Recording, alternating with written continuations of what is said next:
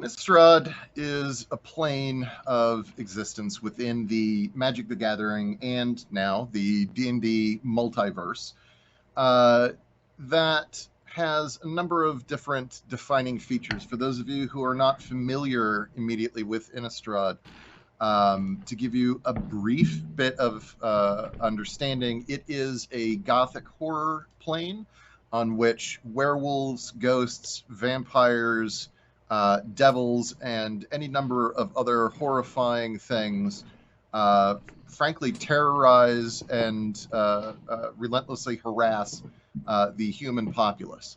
There are no elves in Innistrad, no halflings, no dwarves. An awful lot of the standard backgrounds or cultures from D&D as we usually experience them simply don't exist there. It's basically humans versus monsters. Our game focuses on our players, who are all mercenaries as part of the Errant Wing Mercenary Company, which focuses on doing jobs for the people in the places where town militias prefer not to go. And we'll talk more, I'm sure, about why they don't go there in the game. But just to give you that basic bit of background to begin with, so that you understand that when our players are going in to handle business, their very willingness to do so marks them as different from most others. So, with that said, let's begin. You find yourselves, well, you don't find yourselves. You are, after having walked back from your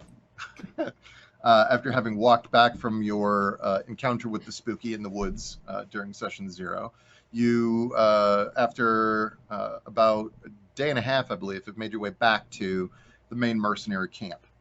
The mercenary camp is arranged in a sort of a half wagon wheel formation, so that at what would be sort of the hub is where the captain and various other members of the administration of the mercenary camp live, as well as some of the primary armorers, smiths, cooks, tanners, etc., are situated as well.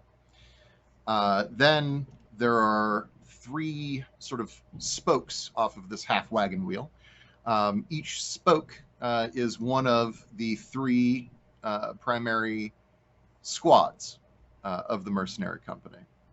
Yours is located at roughly 3 o'clock, or rather roughly 2 o'clock on the clock face of our wagon wheel, just to mix and destroy my metaphors as much as I possibly can. And each of the 3 spokes is populated primarily by square, fairly plain-looking leather and heavy cloth tents. And the spacing between them is organized using a series of wooden planks running on the ground, so as to prevent the earth turning into just mud as people consistently walk along the same paths. Overall, the smell of the place is of horses and sweat and leather and metal. There is a constant stew going somewhere, being cooked somewhere in the camp, primarily around the hub, but an awful lot of the little sections of tents will typically have, that one person among them who's like, that don't eat that slop, eat my slop. And so there's always some amount of stew going. Well, some of us only smell wood, but that's more of a personal choice, really. Sorry, I won't respond to chat for a while now.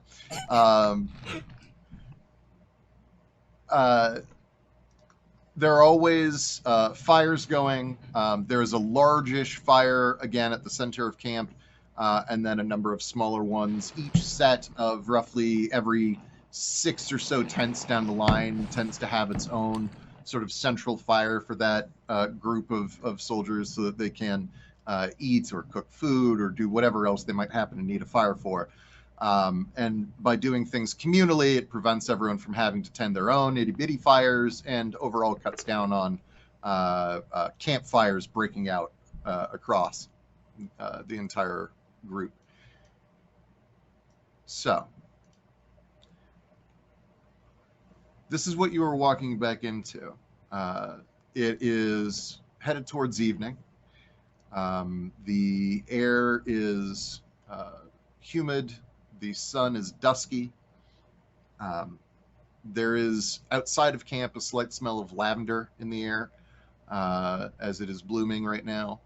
And the closer, of course, you get to camp, the more you smell the people and the war preparations that are always going on. Having just completed a task, you know that you have a few primary goals at the moment. First, you need to locate Captain. You have to locate the captain, Andrus Padar, and brief him on your encounter, what happened there. And then, aside from that, you'll probably want to check in on your belongings, make sure that everything is where it's supposed to be, and also prep for whatever your next mission might be.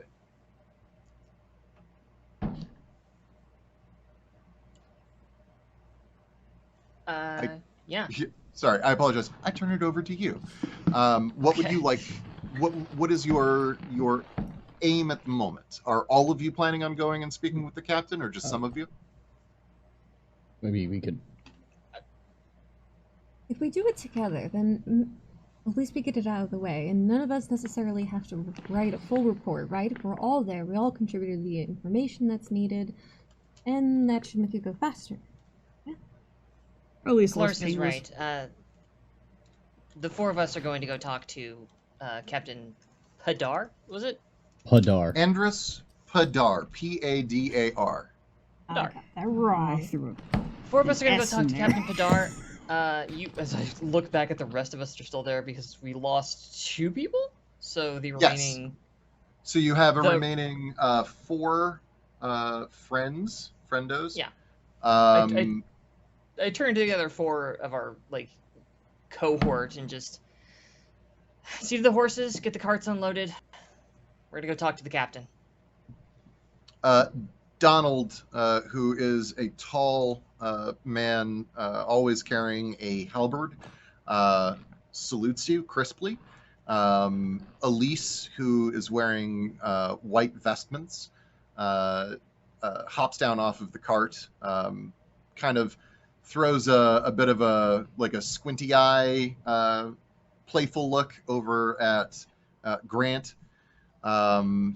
Nikki, who is once again wearing dark leather with a black hood, hops off the back of the cart and starts carrying things away. And actually, those are your... Oh, yes, and Brian, poor Brian, hops off the back of the cart and limps towards his tent without taking anything really with him. Release. I mean, yeah, unless anybody's got anything to do on the way to the captain, You want to I'm gonna unload go check in. Oh, your stuff now or later, Grant? I can take care of it later. I have most of it in my pack. The rest of it is scrap that I can use to cobble together whatever I need to at the time.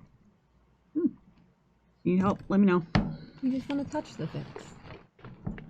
So we're supposed to look at them. Well, I'm supposed to look at the pack, and I can't. Actually, I'm not even allowed to look at the pack. Yeah. No, don't look at the pack. Deliberately That's not what the looks pack at pack. does. Because if you look at it, you're going to want to touch it, and then you can't touch it either.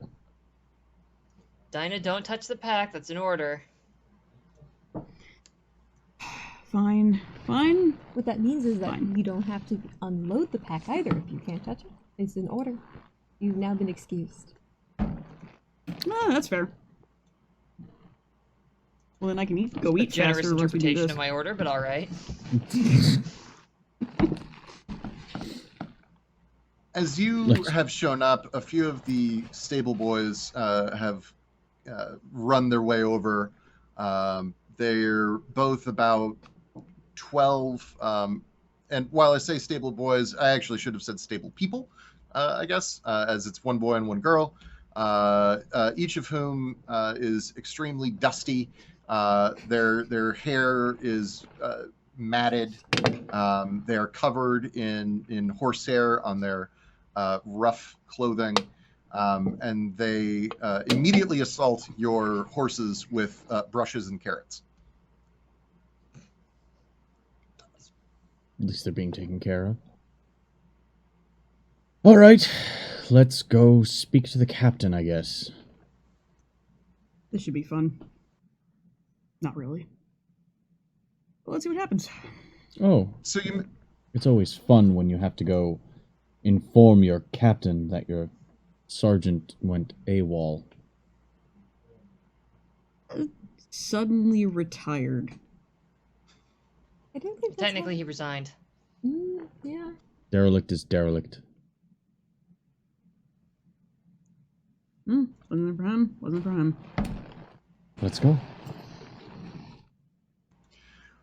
heading over toward where Captain Padar is typically located, you walk past the camp cook, who currently seems to be, or who currently is using a very large butcher cleaver to separate joints of meat. You also pass the general supply officer, who is packing and rationing dry goods and gear and supplies and things like that. And you finally make your way to not the captain's personal tent, but rather the operations tent, where most missions and campaigns are planned, discussed, and otherwise disseminated to officers. The flap peels back, and you can smell coffee, actually, Ooh. as there is a fairly constant pot brewing in this tent specifically. The walls of the tent are covered in tacked up maps, though there is one section that is divided away solely for requests for aid, and they are organized in that section by the rough region that each request comes from. And inside are the captain, Andrus Padar, his you don't really know what his rank is. He's not a servant, he's not a helper, but he's also not an officer, but his name is Lefty, and he's missing his right arm. And everyone knows and loves Lefty, for what it's worth. Lefty had his name before the Wolfier incident that caused him to be minus a limb. Sounds fortunate. He was actually called that because he was well known for dueling people with his offhand as a sort of a way to style on them, essentially. He is still an extremely good duelist, but he didn't want anyone to change his name because it's what he was used to. And there was a brief period of awkwardness after his arm was taken away by the werewolf that took it, in which everyone tried to call him by his given name, and everyone realized that they don't know what it is. He's always been called Lefty. And so they continue. Is he short for Leftolicus? Yes. Lefticles. The guard captain, not guard captain, the mercenary captain, Captain Padar, is a tall man with raven black hair and eyes to match, pale skin, and a red scar that runs from just under his ear across to the cleft of his chin. Lefty, on the other hand, is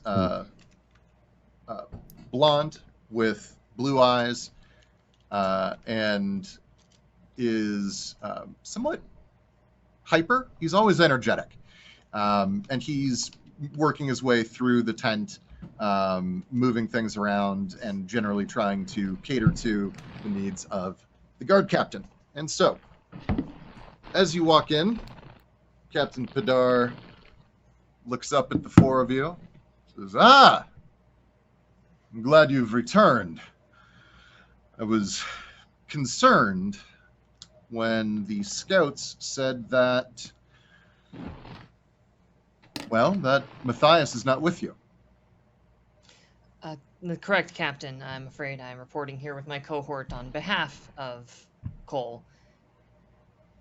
He, following the incident at, checks notes.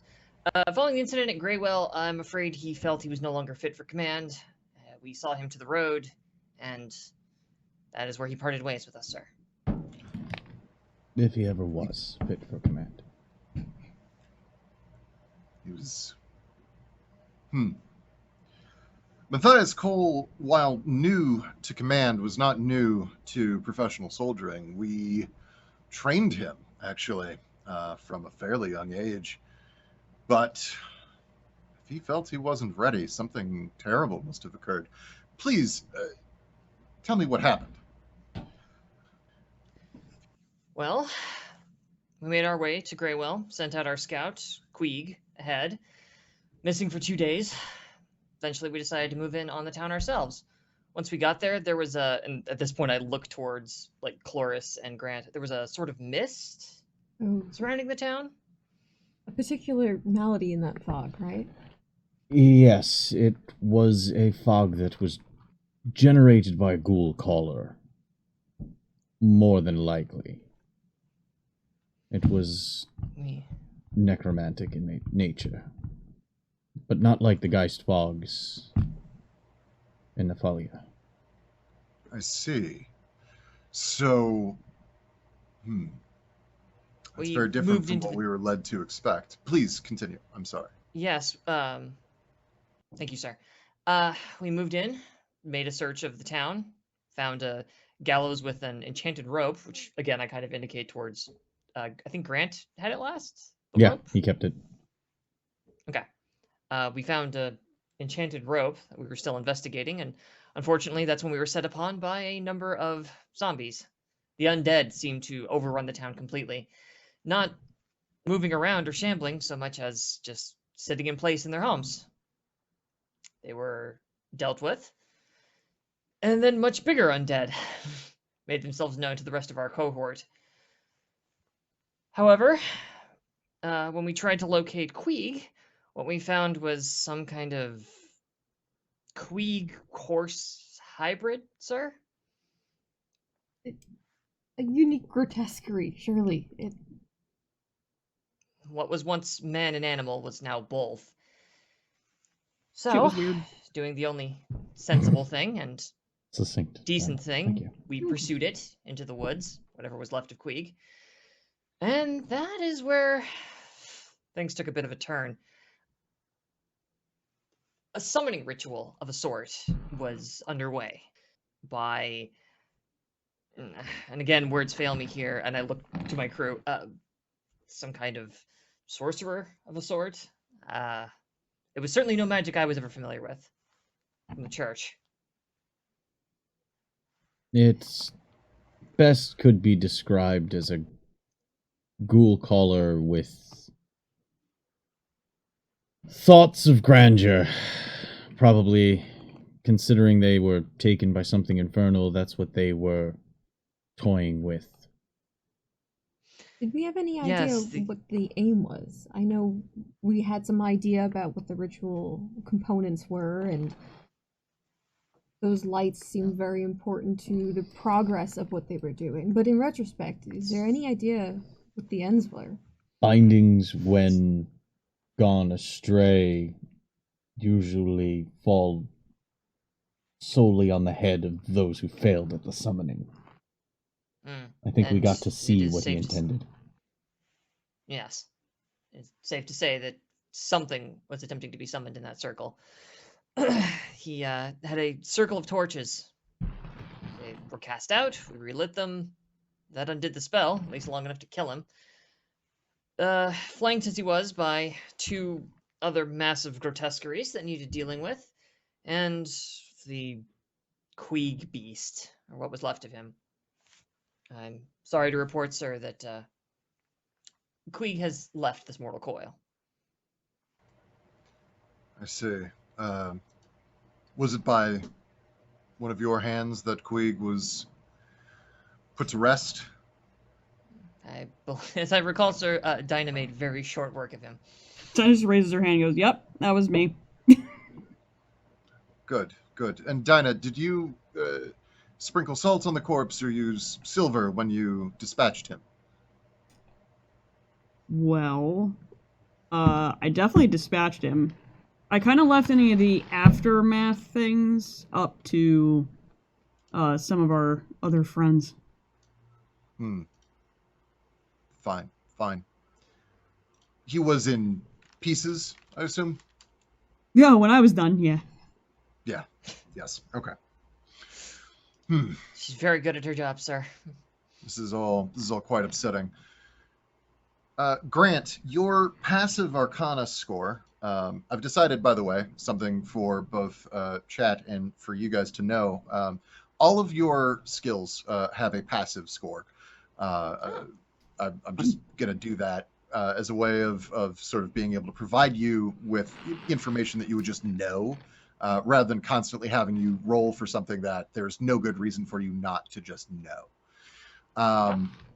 So, based on your passive Arcana score, it occurs to you now that you're finally feeling safe to some degree, that you are in the comfort of familiar surroundings, and that you're not constantly looking around you for horrifying undead to jump out from the shadows. That the ritual that you saw is probably a warlock pact ceremony. Hmm.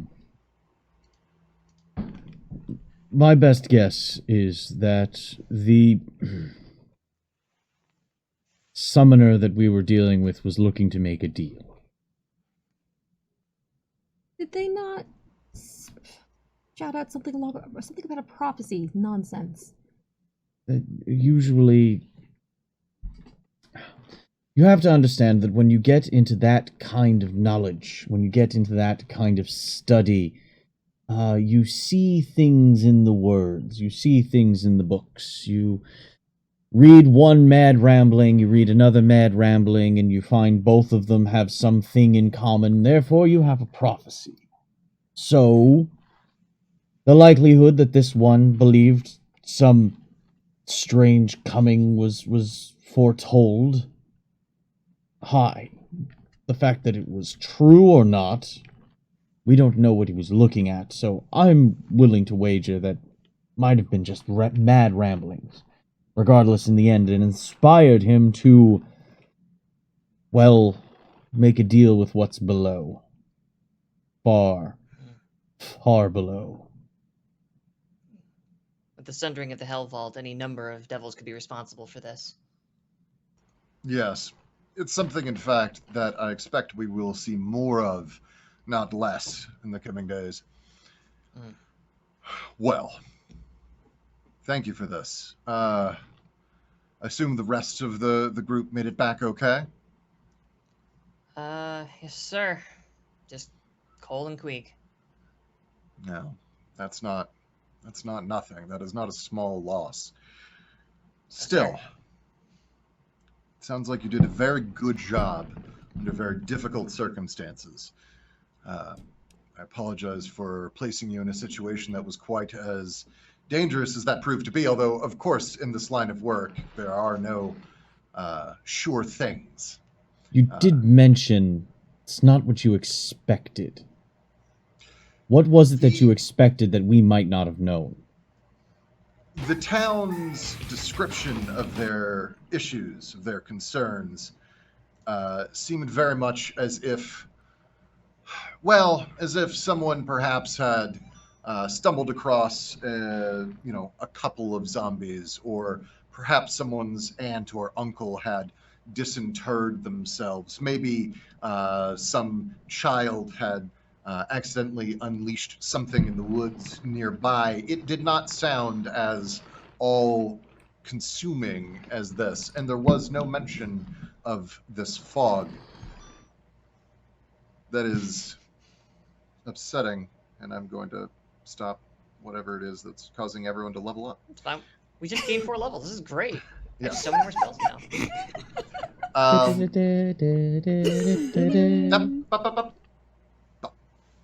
So, that is what we were expecting, was a few zombies, or skeletons, or maybe a single werewolf, or something along those lines. Perhaps a few ghosts. It was supposed to be just a simple trial run to make sure that everyone's communication skills and personalities meshed reasonably well. Well, in that case, sir, it was an overwhelming success, considering we lost Cole. Not to what was out there, but his own personality, as you say. A question for each of you, and I would like each of your points of view on this. What do you believe was Cole's primary failing? And Angelica, I would like to start with you. Hesitation, doubt. The same thing I've seen on a battlefield 1,000 times. A man who has already given up the fight before he's begun it. So you feel he simply didn't have a taste for it anymore? Certainly not against whatever that was. Magic, I think, is a bit ill-suited to his constitution. So it would seem. Men, perhaps, but not the unholy. Grant, you seem to have an opinion already. What do you think? Question is do you want to hear it? I asked. Fine then. Primarily, there were several things. One, saying that he didn't have it in him anymore implies that he ever had it in him to begin with. He may have been a soldier, but a lot of soldiers have a very easy time dealing with people. When he's strong and in charge of other people, he may have been a great soldier. Dealing with something that threatened his idea of what is and is not seemed to really put it in perspective, I guess. But I would say he just never had it to begin with. Aside from that, blooming from there is incompetence, lack of initiative, poor tactical choices. I could go on, but those are the primary. I see. So you feel he simply failed on every level possible, then? As far as the command is concerned, yes.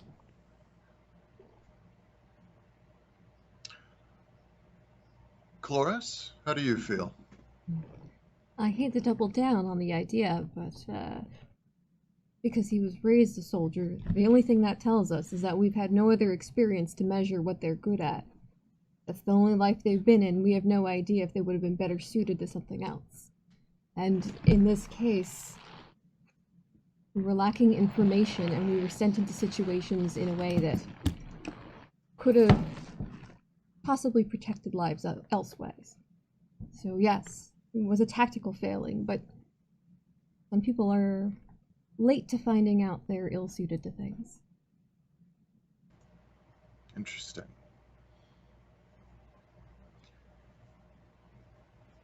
Dinah. Well, first of all, the man's garbage is sneaking around.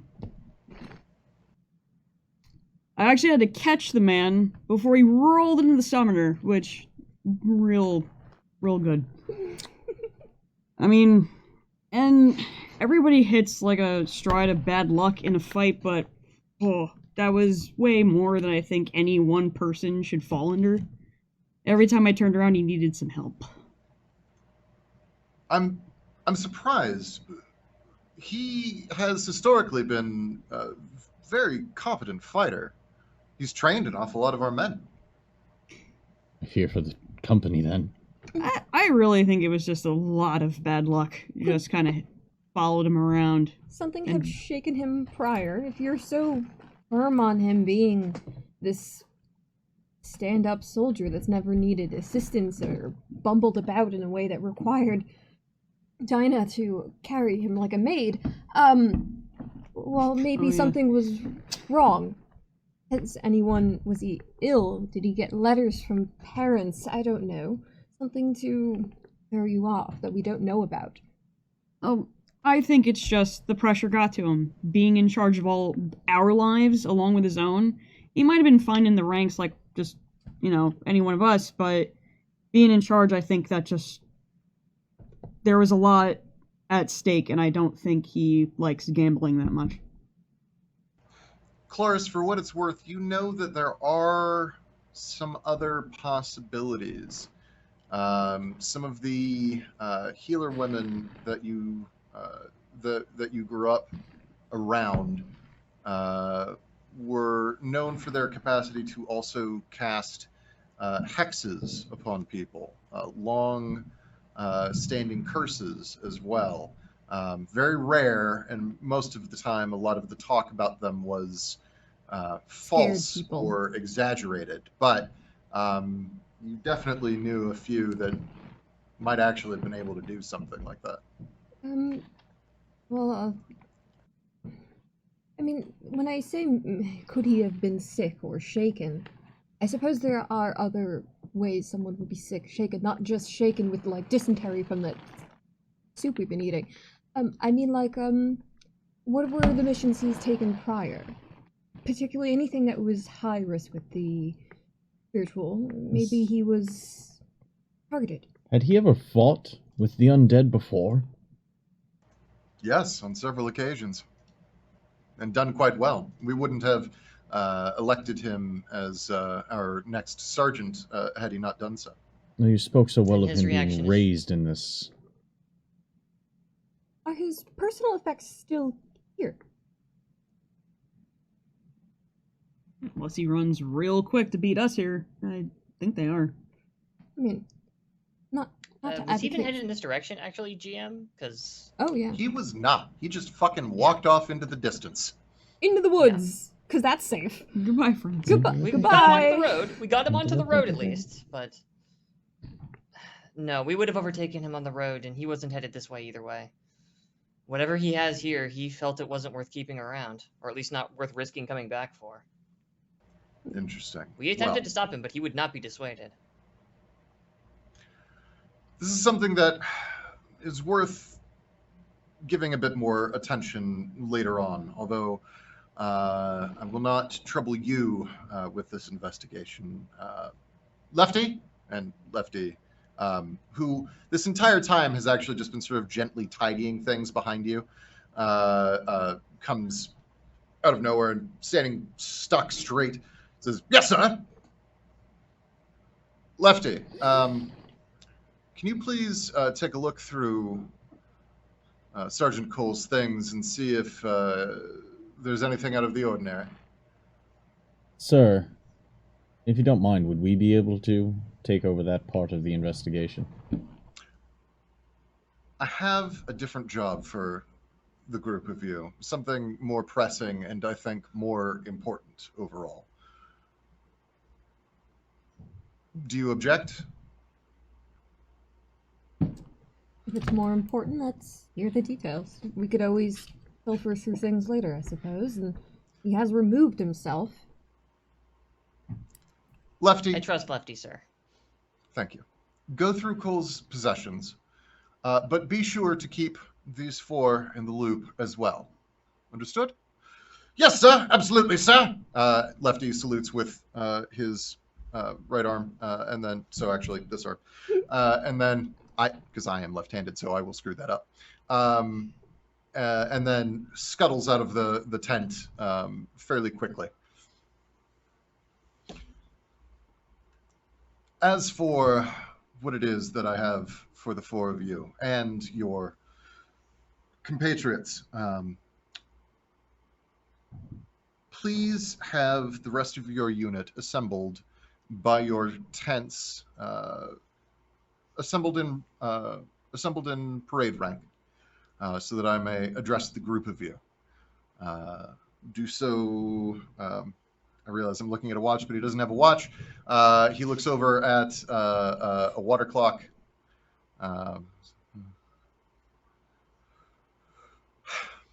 10 minutes. Yes, sir. 10 minutes. Enough time for a snack. Yes. Always hungry. You are dismissed. Thank you, sir. She's a big girl, Grant. Bench press the both of us. I push my way out through the tent.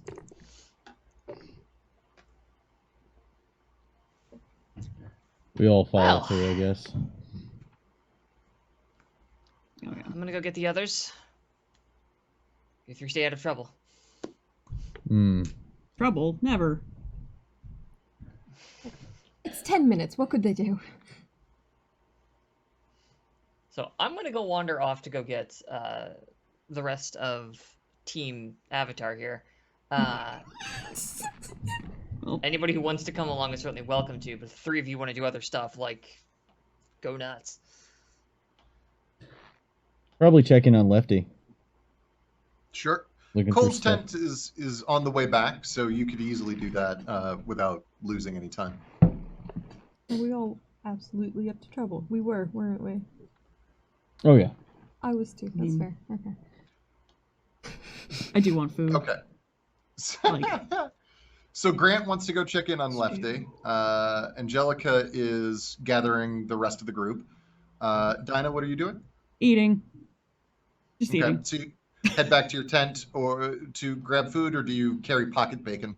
Well, I gave you a snack, but if I come along, I suppose I could Eh, liven up whatever they're putting forward. you know me, if they got meat, I'm gonna eat it.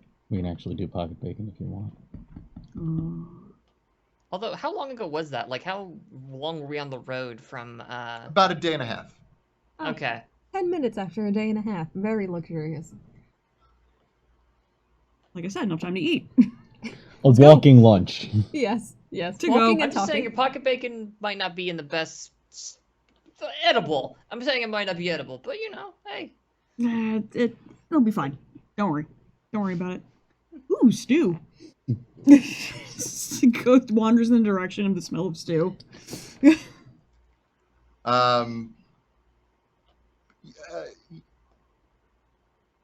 You have to choose between a couple of different stew smells. Go ahead and give me a First Roll for stew. Perception. Yeah. Oh, God. it's gonna be I'm thinking Stew check. What's your passive stew? Yeah. A million. Do you get advantage on stew?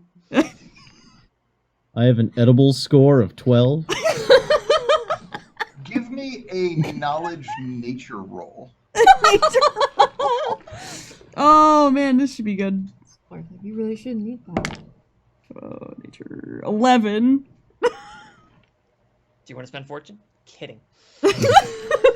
Okay, so that is high enough that you ignore the vegetable stews. Oh, good. And you make your way over to someone who is cooking perhaps mutton in this stew with a variety of other vegetables, leeks, cabbage, onions, etc. It has to be said as mutton? Yes. Yeah. I Mutton don't like parentheses question mark. Yeah, perhaps. They see you come over, and while this person is not stricken with the fear. camp cook, it is also not technically your air sections cook. As someone who cooks food in this camp, they know you well. They all probably know you. That's accurate. Oh shit, they cover it up and they start trying to take it away. Sorry, we closed! Ted goes down. That's okay. You, for your part, do not remember this person's name, but you know them as you know them as friendly mutton guy. He always gives you whatever he's cooking. Ah, yes, the FMG.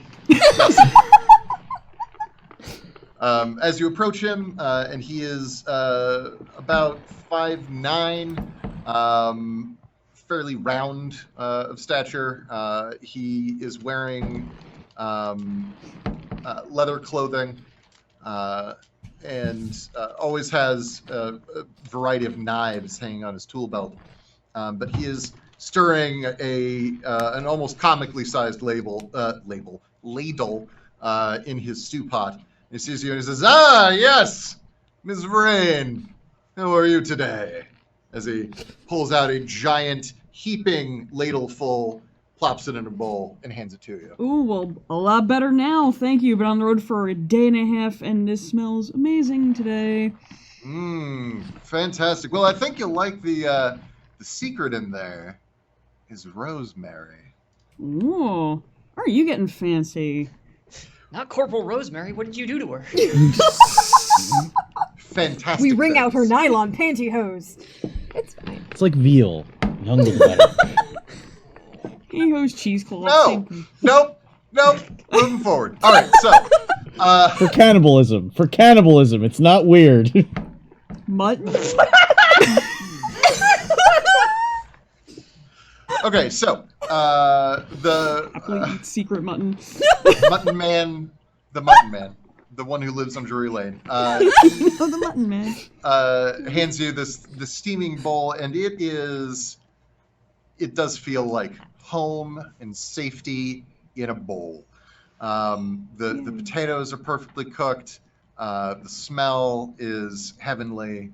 The mutton is delicious and melty, crumbly. Just like my mom used to make. And then she gets sad for a second. Just kind of stares in the bowl. Oh, And honey. goes, thank you, as always. Of course. Bring the bowl back when you're done, all right? Always do, don't I? Except that one Nope. time. But we don't talk about that one time. Understood. Then, yes. Good man. He says, briefly glancing at the oversized weapon on your back. Good man. Just walks back over the chloris. Bowl. You move so fast at the whiff of meat. I lost track of Well, you. yeah, so hang on. So Cloris might not actually be there. Cloris, what was your intent? Oh, she probably was going to follow, but like I said, the whiff of meat makes you move so speedily I might have lost track of you, in which case... Brett, do you mind if I tag along? It seems Dinah's dining. I'm just going about my business. Right, well, I was going to sneaky my way over to that tent, because now I'm curious. There's no reason to be sneaky. Okay, well then, would you escort me kindly to the tent, not sneakily? Do you need an escort? Do you feel unsafe around these people? Follow if you wish. She quietly follows a few steps behind. Can't have nice walks. It's just...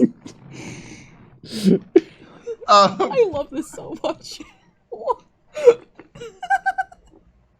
Wow. Sir, Okay. I'd like to request a transfer. Holy shit. Oh, Going back ow. to What an church. asshole. All right. No, it's fine. I'm going for hard to like in a very different way. We'll see how it goes. Yeah, no, I'm fine with it. I'm fine with it. Cloris, gain an inspiration for dealing with him. Grant, gain an inspiration for being such an unabashed jerk. Okay, let's. Sorry. Moving forward. Mm-hmm. So the two of you are headed over towards Matthias Cole's tent, where Lefty has already gone. As you walk up to Matthias's tent, you can hear Lefty inside sort of humming to himself as he's moving, shuffling things around. Just As- shuffle, bang, clang, knock something over.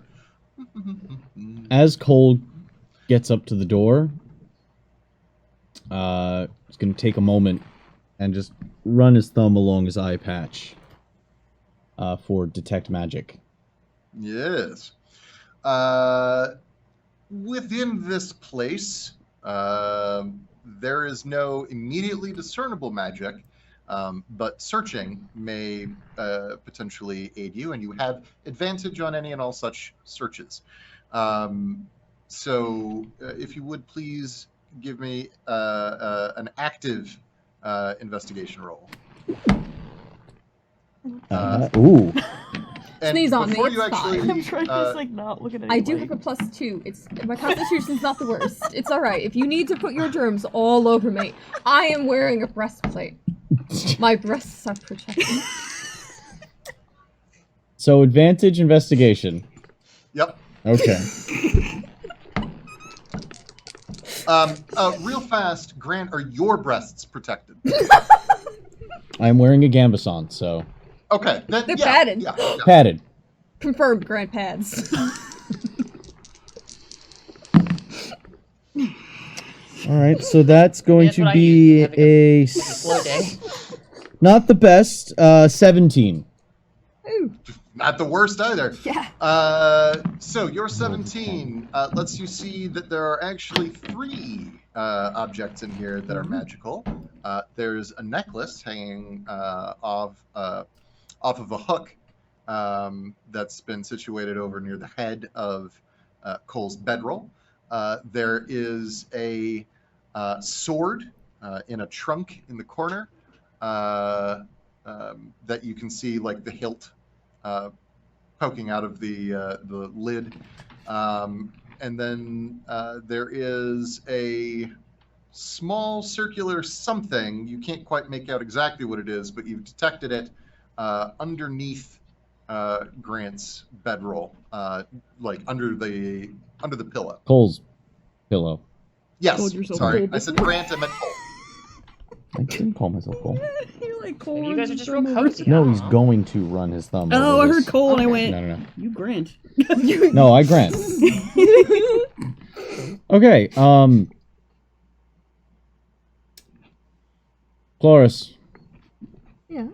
Oh, you are out there. I've Do you have been a behind you this entire time? Do you have a Grant. sack or something? Sack. My dress. Why? What size sack? Just a pouch or a bag? You don't A numerous amount. What do you need it for? just Yes. pass it here, if yes. you would. She reverses Oh, it. by the way, all 3 items are because you get the school. They're all enchantment. Oh, they're all enchantment. Okay. Yep. Wait. Clarification.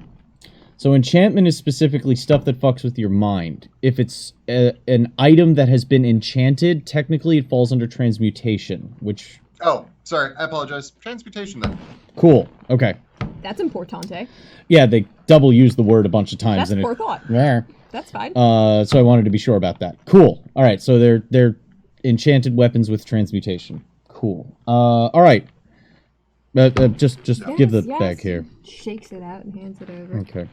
He goes to the pillow, turns the sack, actually lifts the pillow, and takes the. Is there a pillowcase or is it just a pillow? Is he raw dogging the pillow here? Oh, absolutely he is. Yeah, it's a somewhat Fucking the pillow? yes.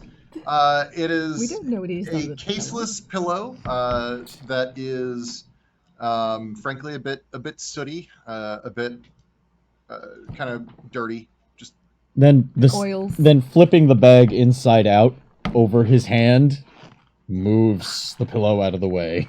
sure. Underneath the pillow is a rock, a stone. Oh. And knowledge nature will tell you what exactly kind of stone it is. I can take a raw test on that, but Might I also, as she's peering over? Yep. Presumably you can see it also, Cloris. Nope. It's a rock. 16? It's tiger's eye. Oh. Oh, it's a very... It's a pretty rock. It is, yes. It is a pretty rock, Grant. It's also brown. But it's a tiger's eye. Oh, yes. So more of a gemstone then. Not the most expensive or precious, but still nothing you would find just kicking around in the dirt. Semi-precious, you might say? Yes. Semi. Is anything carved into this? Is this polished? Has it been tumbled? It is polished such that the dark brown to brightish yellow striations across are glittering in the low sunlight of the early evening that is streaming through the open tent flap. And if you move it around a little bit, you can see they're faint, but they're there. There are some runed carvings. I'll take time later to identify exactly what this is. Pull the sack through. Go over to the... You said it was on a mirror or the necklace? The necklace is Dresser? on a hook that Okay. he had sort of run through part of the seam, like the inner seam on the tent, so that he could attach the hook, and then hanging from the hook is this necklace. It's on a silver chain, and it's a silver oval brooch with a little clasp on the left side of the pendant. He's going to take his cane, loop it through the chain, lift it off the hook. Mm-hmm. Just, if there's anything he might be able to discern about it, holding it any closer. If not, He'll just let that fall into the bag. It can be opened. Ah, Oh, unlock it. It keeps it? seems to be. Look at that later as well. Throw that into the bag. And, How big of a bag did you give? Not one to fit a sword. I assure you, that would be a feat. Well, I haven't taken that feat yet, so... Ties off that bag. Walks over, puts that in his pack. I'll leave Hold that on. back. Wait, yeah. Yes, I'll see to it. I'll see Wash to it? But yes, fine. Thank you. He'll go. He Doesn't goes. need it washed. It's just- Actually, let me spend the mana for that. Now that I'm thinking about it. So he's gonna go over to his bag and produces a large pair of like blacksmith tongs. You have a bag sizable to have those in it, and you asked me for a bag. But Why did didn't- you need my bag? Because I didn't want to use mine. He walks over, tongs the sword up, takes a look at it. Okay. Now you're not actually holding the sword, correct? Nope, No, he has tongs for that. I have tongs. Yes. Blacksmith tongs. Big black tongs. Tonging the sword. Yep. There Get we my go. tongs Got all there. over it.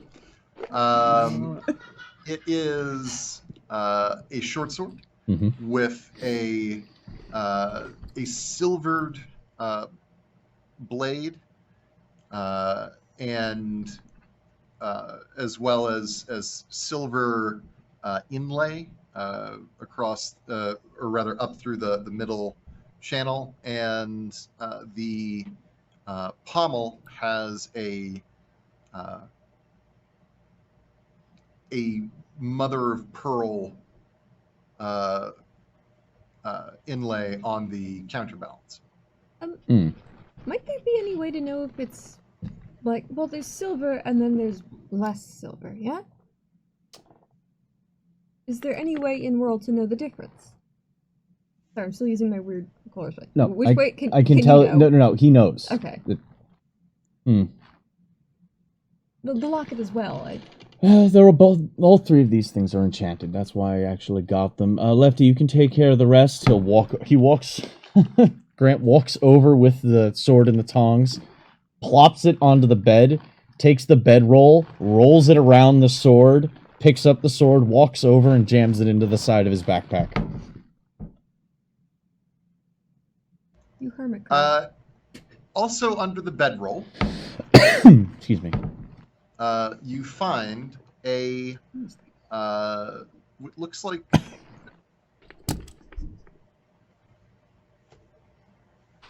what looks like a child's doll. Appropriate. We both. It has two, little floppy overstuffed hands and two little floppy overstuffed feet sewn Really? onto a straw a straw stuffed cloth sock body, and then it's got a head that is oh yeah, actually this is almost perfect. What are the first items? Oh.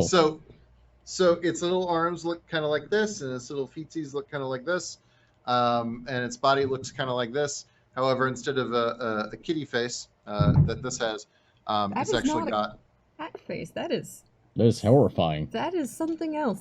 I thought it was a This has been- frog, but I'm not wearing my glasses. This So. has been well loved by a small child.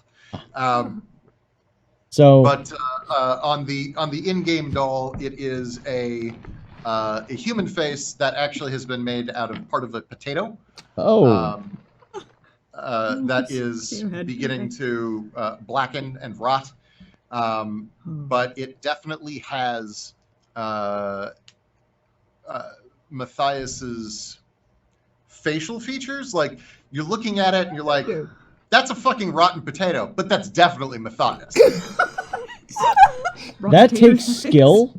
if a rotten potato can have the facial features of a person still recognizable in them. So with a healthy dose of nope, takes the tongs. This isn't magical, though. It does not register as magical. Don't you correct. dare put it in my bag. Don't you dare put that in my bag, Picks up Grit. the tongs, walks over.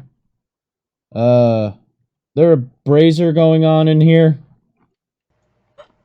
No, there's the group fire that technically are all supposed to be gathering around here. Okay, shortly. he's gonna take it to. He's okay. Here, hold this. He No! hands the tongs to Cloris, puts his pack on. You can give it back to me now, thank you. Need to dispose of this. It's not cursed, but it's cursed. Arguably, yes. And he'll make his way to the fire. You have the rest, Lefty. Oh, thank you. Shouts Lefty. Dick.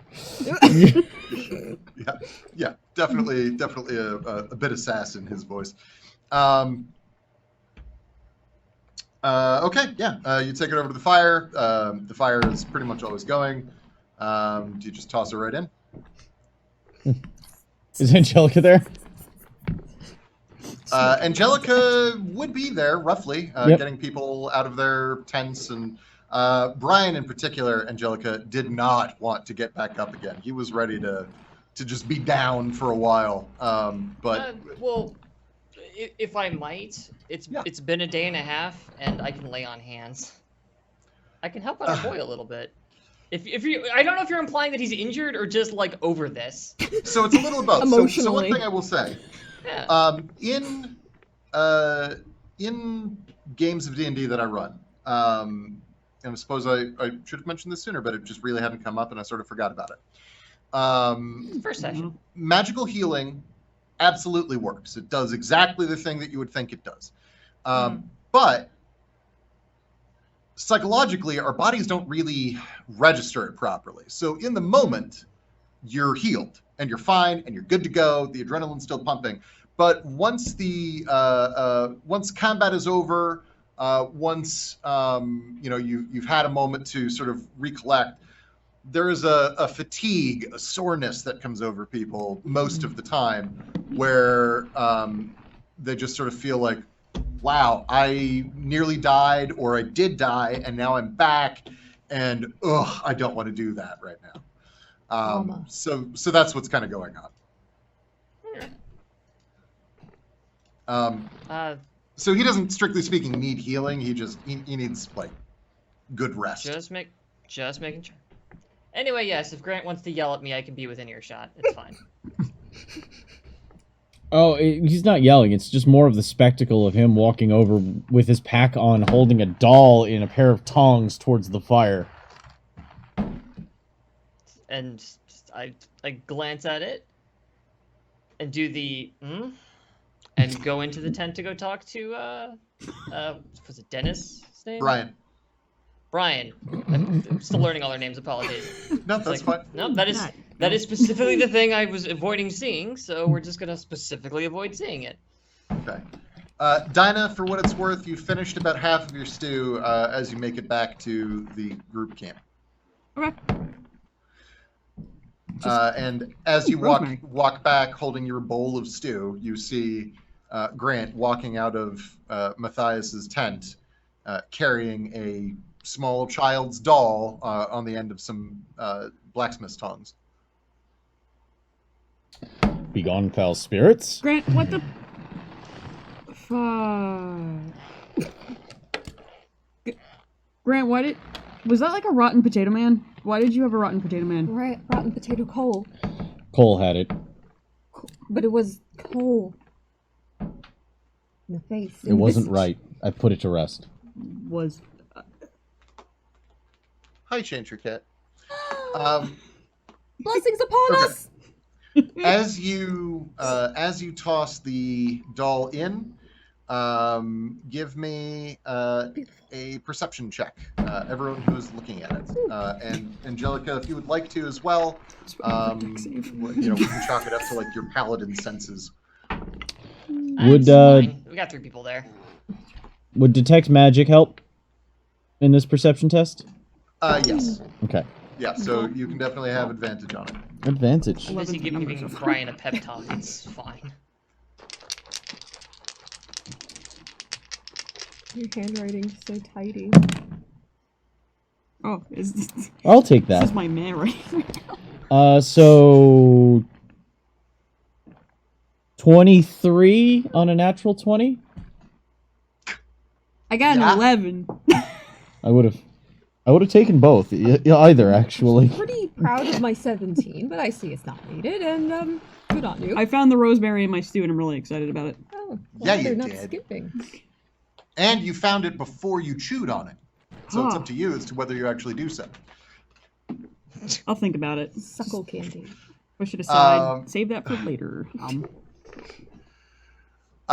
Chloris, you when this doll gets tossed into the fire, you feel a slight tingling sensation, like the hairs on the back of your neck rising when you saw a spider but can't figure out where it is. Cassandra does not like this at all. This is a true curse. Shit. It's my It's in the lantern bathroom life. somewhere, which means I'll never be able to urinate again. Bathroom's dead. Grant, That's gonna get awkward. you get a bit of a surprise, as the item itself did not register as magical, but as it is destroyed in the fire, it releases just the faintest amount of magic. And I believe this time it actually is of the enchantment school. Yeah, that would if it's any kind of like hexing doll, that would definitely be under enchantment, unless if it's an effigy of protection, it would be abjuration. If it's an effigy that is meant to control somebody, it would be enchantment. And if it's an effigy of Okay, so I'm talking to Conrad now. cursing, Chill, nerd. Chill. what? No, this is No, how no, Grant's I know. thinking about it. Fuck you. Oh, okay. All right. Okay. But yeah, so Fucking it is- educated it is motherfucker. I'm definitely- allowed to roleplay that. yeah, for what it's worth, the individual schools of magic are something that I do still sometimes struggle with. I don't typically have people who have detect magic at will up, or at least haven't in a long while. So I'm just sort of. At least you're not the never warlock needed who it. could just do it for free. Well, and the thing is, That would I be the play that worst. warlock all the fucking time, so I am that problem guy that I should have been prepared My for. first one ever. Same. First gamer. Um, Yay. All the time. But you, Grant, so it is the faintest amount of enchantment magic that dissipates on the wind with a faint whisper of ill intent as it goes. Uh-huh. Well, I'm proud of my instincts. I feel as though anybody would have burned this thing, and it would have been a great call. I was doing it purely out of vindictive intent. Now I just feel validated in my vindictiveness. It also satisfies me to see this thing burning. But why are you happy? Because it's whatever it was doing, it's no longer doing. It was doing a thing besides being weird. Ooh. I believe that was enchanting our friend Cole. Oh, is that why he sucks at sneaking around? Could And all be. the other stuff? Yeah, all the Yeah, other minus stuff, 5 yes, to that's a stealth. possibility. Huh. Should we go find him? It's been a day and a half, and he went off into the Brunfell forest. No, the somber wolf. He's lost in the somber world at this Oh. point. Yeah, well, Angelica's in charge anyway, so Yeah, it'd be up to her. Angelica is kind of in charge now, and I mean, if he came back afterwards, I don't think Ah. he could just take that back. Good. It was Angelica's fault that we just let him go off into the woods by himself. Yeah, well, at least now he'll be able to protect himself if that rotten potato Thias isn't, I wonder if messing with he'll. him. Wonder if he'll remember to hate us for letting him leave. It's a shame that it's burned, because now we have no way of figuring out where that was placed, by whom, when did it happen. Well, things like this, difficult to do that with. Because it's now ash. Yes, correct. It would be very difficult. Knowing that it was doing that in the first place was difficult to figure out. My burning it was the fortune that gave us favor. And knowledge. Dinah wanders away from this conversation to go find Angelica, be like, "We found a rotten potato man." Shouting that to the rest of the camp. Just, Angelica, where are you? So I as Go this ahead. is happening, Angelica, you're helping Brian. Brian is like he's just lying on the floor of his tent. He hasn't even like laid out his bedroll. He's just Brian got a Poor last Brian. name? No, Brian wasn't intended Okay. initially to make it through that first encounter, and having done so, he might level up to get a last name, but he doesn't have one yet. Okay. Oh man. Follow-up question. Are there any ranks in this mercenary company beyond captain and sergeant? Actually, technically, well, blah, blah, blah, blah. Hang on. Okay, that's an awkward rank. I know. It's a very strange rank. Blah, blah, blah, Grant, reporting. Dynarain! They made that just for our unit. We're They the wanted- Thanksgiving Brigade. Yes. Okay, so there are actually 5 ranks in the mercenary company. And the ranks are Captain, Andrus Bedard, Lieutenant, who is, second only to the captain. There are actually 2 Sure. lieutenants at the moment. Sergeants, who are the leaders of individuals, who are the day-to-day leaders of the 3 squads. Then there are specialists, who actually technically Chloris is a specialist, for example, who have very specific skills that are generally sent along with one particular squad or another, but can be moved as need be from one to the next, depending on the needs of the group. And then soldier is a rank. Like if you are a soldier, that is a title within the company. So, like, for example, he would be addressed as Soldier Brian. Yep. Okay, thank you. That's what I need to do. Plunk. I open up the flap to his tent, not in a very boastful, bursting kind of way, but just kind of a very gentle, like, poking my head in and slowly coming in. Sit down on the floor next to him, just giving him a beat. Hey, new Sarge. That remains to be seen, Brian. But Captain does want us to muster. I know that's a lot to ask right now, but you think you can find it? I'm hearing a lot of grunting, but I'm not hearing a yes or a no. Yes, sir. Yes. And he kind of, it's very difficult for him, but he rolls over onto his front. Oh, I offer him a hand. Like, oh, okay. Well, he Absolutely, rolls like, over onto his stomach, and then he gets up to all fours, and then he grabs your hand and yeah, pulls himself up. Heft him up. Chin up. I'm sure it won't be very long. And it's the captain. It's only good news when it's the captain. That has not been my experience, but I appreciate what you're trying to do, and thank you. Plus, I'm pretty sure there's mutton stew boiling out there somewhere, so come on. Let's get some food inside you after we talk to the captain. At which point, yes, I will emerge from the tent as I'm like checking my pocket watch to see how much time has elapsed. And then I believe Dinah screams something.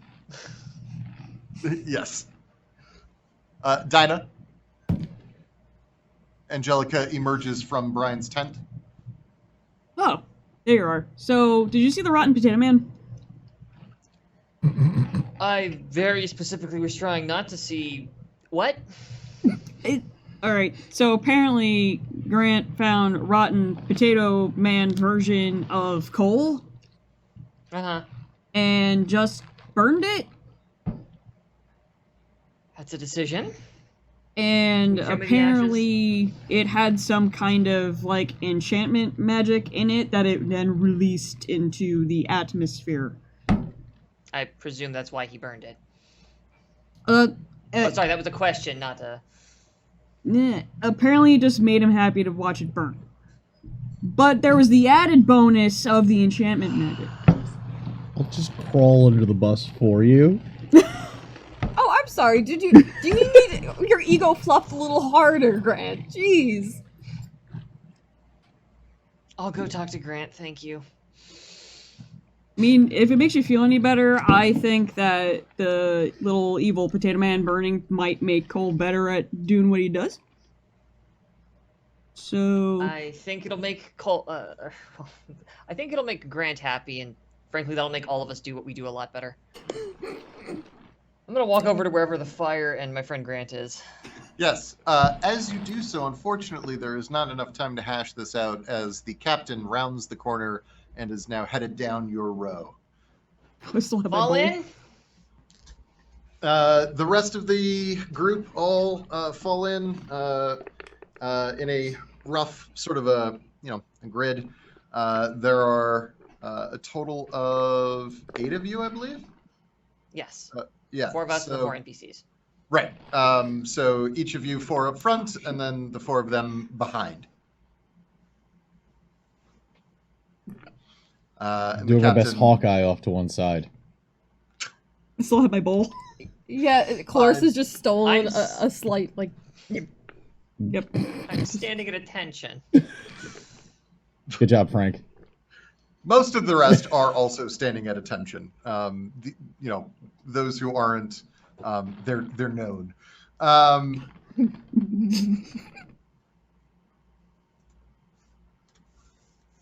Good call.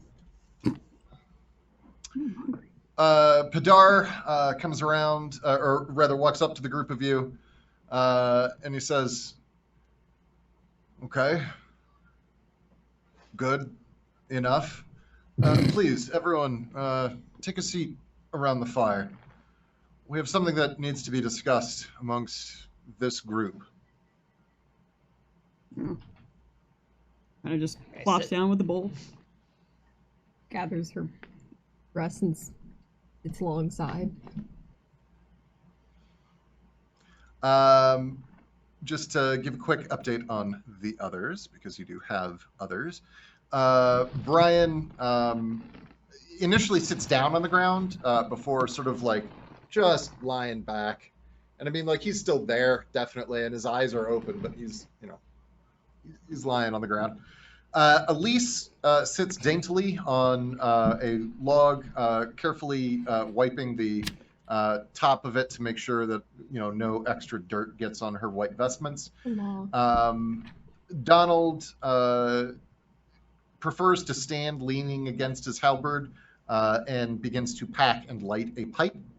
And Nikki sits just close enough to the fire to be considered sitting with the group, but is otherwise like at the very edge of what you could reasonably consider polite.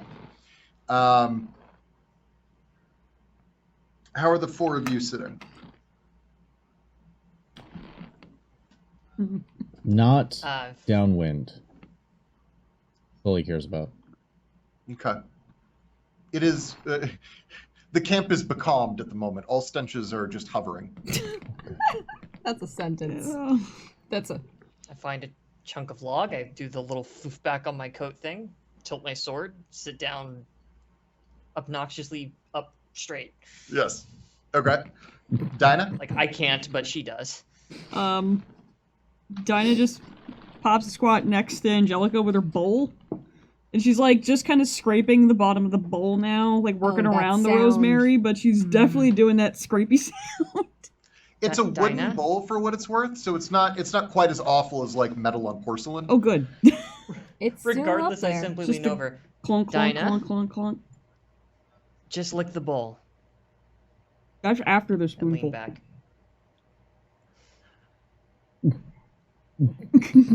She tries. Oh, do you get the little? You got a little bit on. you- Just Excellent. Thank you, Dinah. So, the first thing to discuss. Who is Matthias Cole's successor as sergeant of this squad? And with that, we're going to go on break. Whoa. nope. Setting us up and then just putting it down. Damn. That was like a encounter with the spooky style cut. It was just like, well, that sentence is done. Boom. Next scene. Uh-huh, yeah. Fucking smash cut into Break. whatever. Strap in. Okay, you're strapped in. Yep. Our balls are touching. Yep. Balls are Just making touching. ball contact. We're ready to go. Let's go. I'm ready to roll. Okay, you know what? That's Sure. 2 nights in a row. I am. I'm very fidgety. Nimble fingers.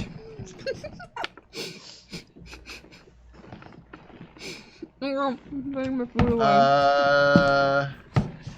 All right. So, Padar has asked the rest of you to have a seat around the fire. He remains standing for just a moment longer as well before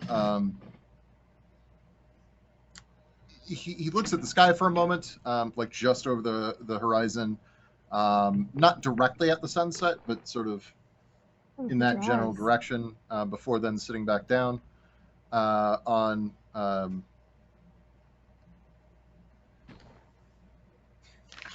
if you can get them to me.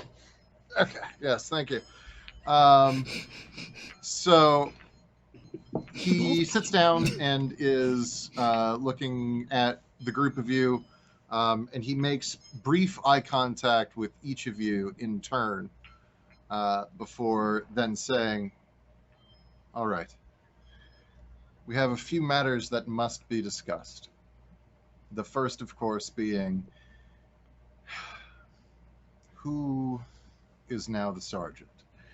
I could pull someone from one of the other squads, but I think that we have within this group some likely candidates. Who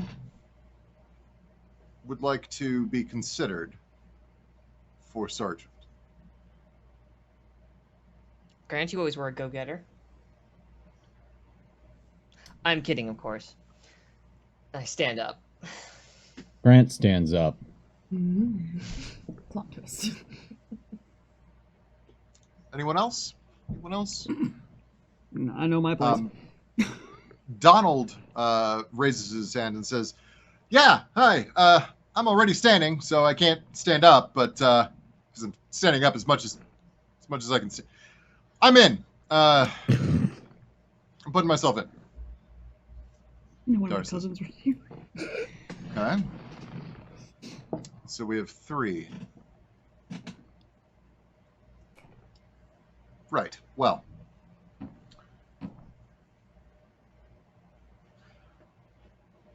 I will reserve my vote in case there is a tie. Otherwise, I think the group of you should hash it out. At the end of Let the me day, present you with the other topics that we need to discuss, That'd get weird.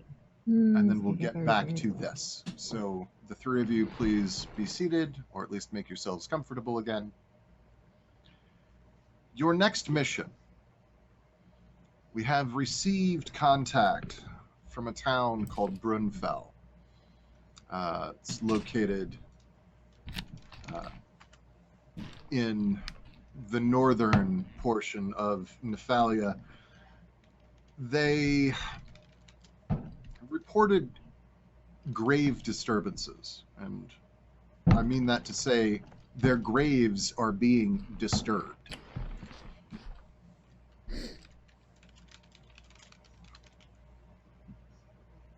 Both lieutenants have informed me that they are concerned about this, and I concur with them. This town, Brunfell, was once a silver mining town. It used to be heavily populated, but as the mine began to,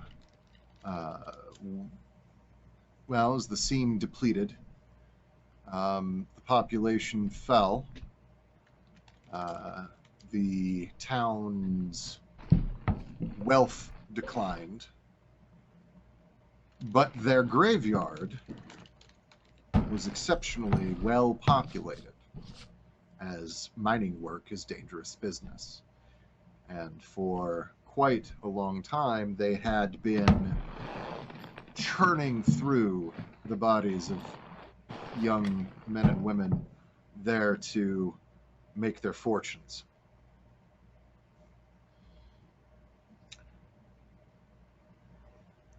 When reading the request for aid that was sent, we get the feeling that they are holding something back. This tells me that they don't trust that their message would get to us untouched or unread. So I think that there may be more going on there than what they were able to let on. We'll be mobilizing the entire camp to head there shortly, but the bulk of us must remain here for another day or so, waiting for the drowned rats to return. All of you already know, chat does not, that the drowned rats are one of the other squads. They're returning from their most recent field sortie, and we don't want to go until we've had a chance for them to link back up with us. So we're going to be sending you ahead to make contact with representatives of the town and investigate the situation.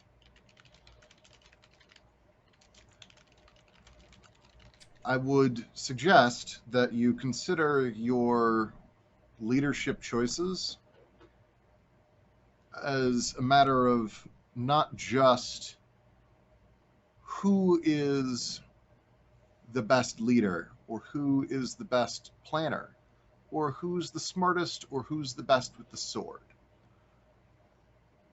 I would urge you to consider who would you most trust with your life. In the end, that's the question that makes a good leader. I will walk away. I have a few duties to attend to. I will return in 20 minutes. Is it inappropriate to ask, has pay been negotiated for this already? Are we going in there negotiating for if we're helping them, or are we going in there once we already agreed, and what span of negotiations are we expected to do? Fair enough. I will provide you with those details upon my return.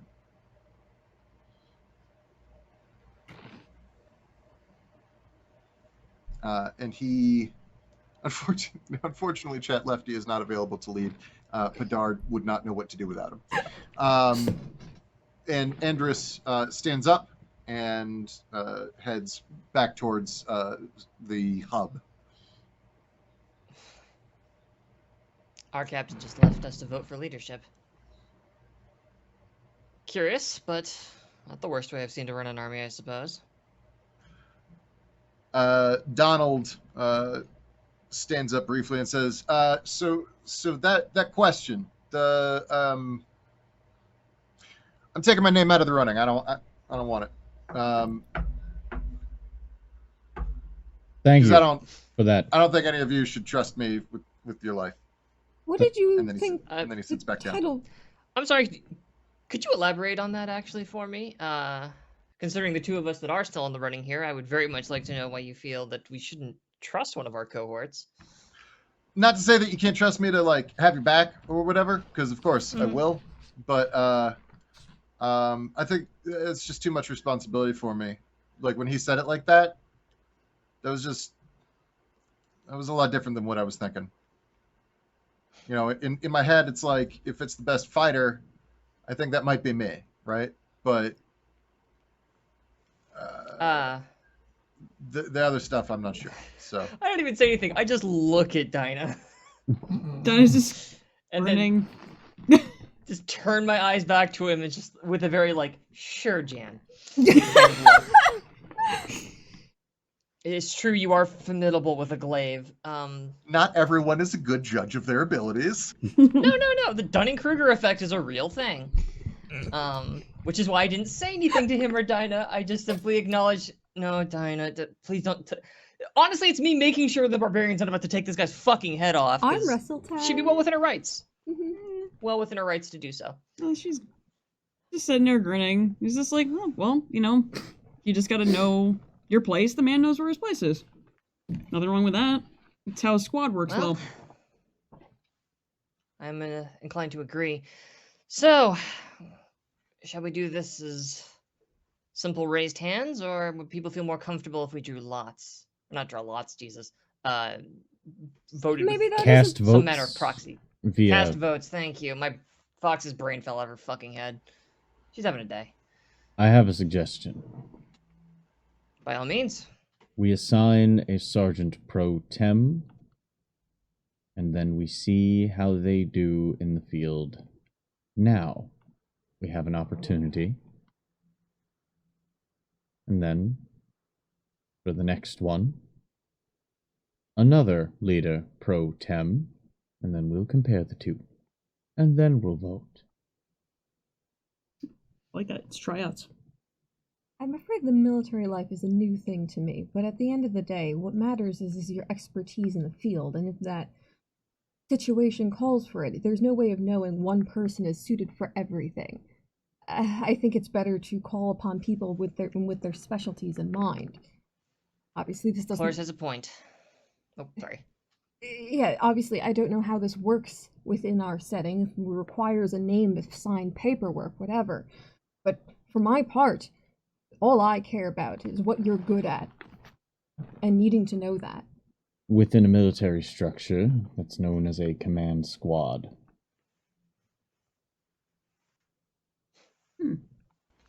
I'm inclined to agree with Cloris. The captain would not have left this in our hands if he wasn't expecting a firm decision. So, Elise lowers her oversized white hood, revealing tied up red hair that she then pulls out a stick, and it all tumbles around her shoulders. It goes about just past her shoulder blades. She is fairly thin and frankly with almost bird-like facial features.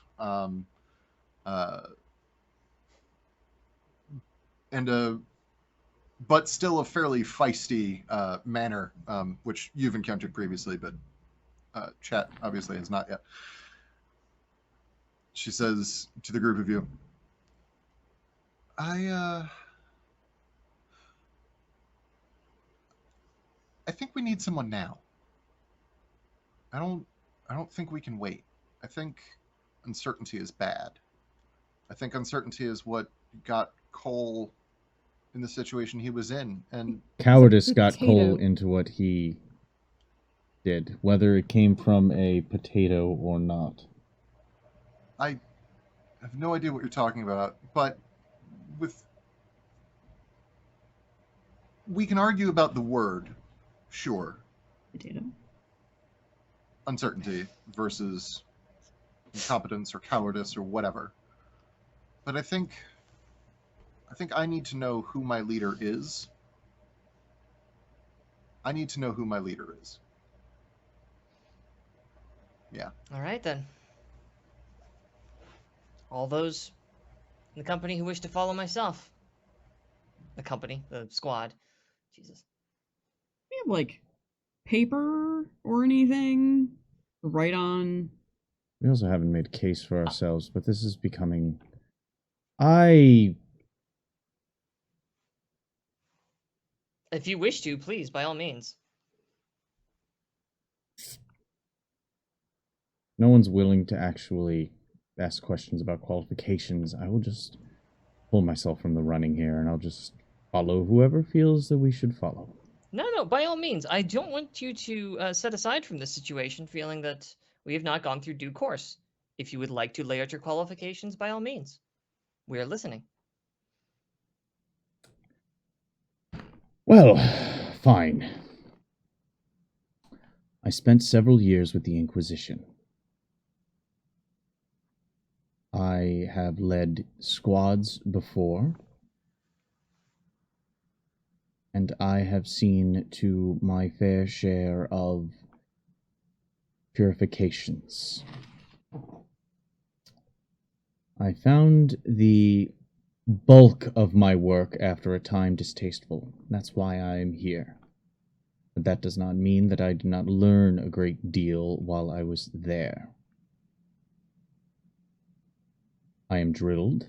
I am educated. And I will not brook any favoritism.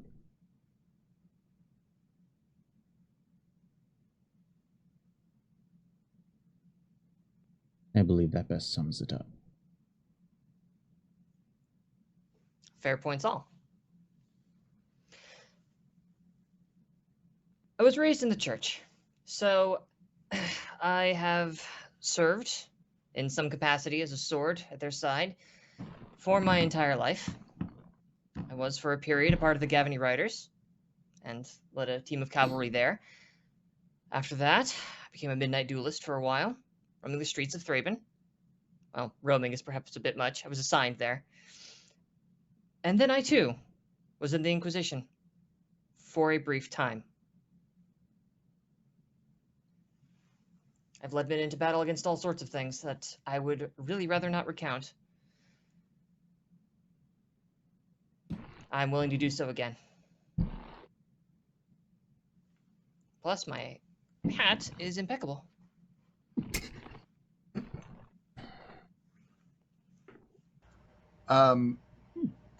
As the two of you are talking, Brian sits upright and pulls a small wooden box and a bunch of glass beads out of it. He sets the wooden box on a nearby log, opens the lid, I apologize. Closes the lid, and then after saying a brief incantation and rubbing his thumb over the center of it, makes a bit of a hole in the lid of the wooden box. And he says, okay, hi, well, I've got green beads and purple beads. So purple for Grant, green for Angelica. Everyone come take one. Take two. Or take two, please. Yes. And one by one, the others get up and come over and grab one of each bead. I assume that you guys do as well. Reluctantly, Chloris grabs the two and she looks over to Dinah. Have you no background in the military either? Not military at large. My family, we fought, but, you know, I already kind of... Well, my family does tryouts for things. We kind of figure out what we're good at on the go. I rather like that. Fun fact, what I got picked for was not what I do now. would you get picked for? Scouting. Ranger. You're flexible. I mean, oh, yeah. I can be. Anyway. Oh. She just, like, looks at the beads and goes, alright, purple, green, Angelica. Oh. Shame none of this is. What are you voting for? Well, see, that's the thing. They're both highly qualified for... She, like, leans in. Nuzzles in as if she had wings of her own. They're both highly qualified for leading people of a group, but I feel like that's still very rigorous, right? I don't know, at the end of the day, who's good with a ghoul and who's good with a werewolf, and I think that's more important from case to case. I don't know how to handle a universal... Picking a leader more depends on how good you are with the people in your unit, more than anything else. We're all terrible. We're all abysmal. We can't even stand Thanks, each other. Captain. Thanks for putting this albatross on our heads. Goes into Dinah Captain's tent, slits his fucking throat. Dinah just laughs. It's just like, not everybody's perfect. I mean, I'm pretty abrupt half the time. But, you know, you get a point across. She just, like, looks at the beads in her hand, just kind of, like, moves her hand around, so they kind of, like, roll about in her palm. She's like, I don't know. This is gonna be really weird. First, holds hers for a second, looks at him, looks back to everybody. This is trite! And she just throws both the marbles. I'll listen to whoever seems qualified in the moment. I'm not casting a vote. I abstain. I don't know you people. I don't trust any of you with my life. So, I'd like to get to know you all, and I don't know who's qualified. And I'm sure as fuck not qualified to decide that myself, so... I look forward to exploring that. Whatever you choose, go for it. So I was going to ask that each of you privately message me and tell me what your plan is for voting. Bird's but choking on a marble obviously now. I don't need that for Chloris. Dinah and Angelica, if the both of you could send me a quick private message letting me know Like a seagull. how I'm a candidate. you're I get a voting. vote? Yeah, you still get to vote. Everyone Alright. gets a vote. And I already know how each of the 4 NPCs will vote. Sent. Thank you. Grant walks over, picks up one purple bead, walks over, and drops it in.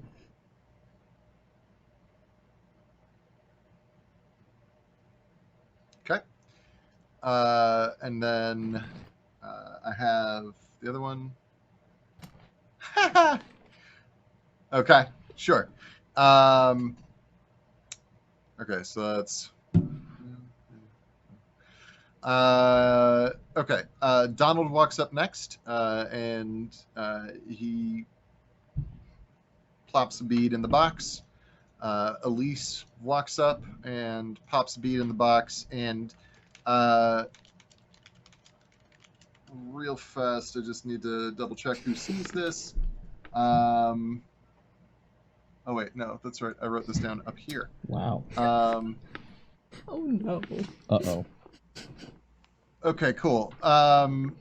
Chloris, you're the only one who actually catches this, funny enough. Fox doesn't.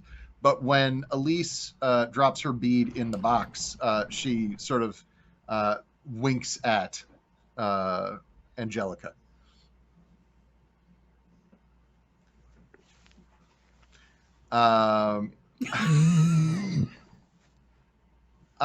Brian drops his bead in the box, and then Nikki drops a bead in the box and gives a thumbs up to Grant as she does so. Thumbs up. I just kind of put my hands in my temples. There's a reason it's supposed to be secret, you guys. And for what it's worth, Nikki is the rogue and is generally secret about everything. But like, for whatever reason, felt a desire to be obvious about this. It's a blur in the thing and I can't see. Oh, hey, thank you so much. I can't see. We don't have the notifications Yeah. up. So if you Thank can. And unfortunately, my screen is a little too small for me to see exactly what it. But thank you. So it was a donation. That's all. Yeah. What we saw was it was. Oh, we got a donation. Oh, thank you. Yes. Thank you so much. I will look at the. We Alright. will look at the message as soon as we can. Yee. Yeah. Sorry, we have a trial setup for the game right now, where our computers are in a very unique way compared to normal. In this nook. Yeah, I have some control here, but I don't have the array of information I normally do at my battle station. So. But we do see you, and we do super appreciate you. Mm-hmm. Okay, so Brian then walks over to the box, picks it up, brings it over to like nearest to the fire so that everyone can see, and opens it up. And in the box there are 1, 2, 3 purple beads. Purple was for Grant, yeah? Yeah. 3 purple beads, and 1, 2, 3, 4, 5, 6 green beads. Wait. But Yep, but that's how many there are. I appreciate someone's enthusiasm, that's not how that but works. simple mathematics would tell us that there is not, unless one of us, a Geist has been, let me check. No ghosts around.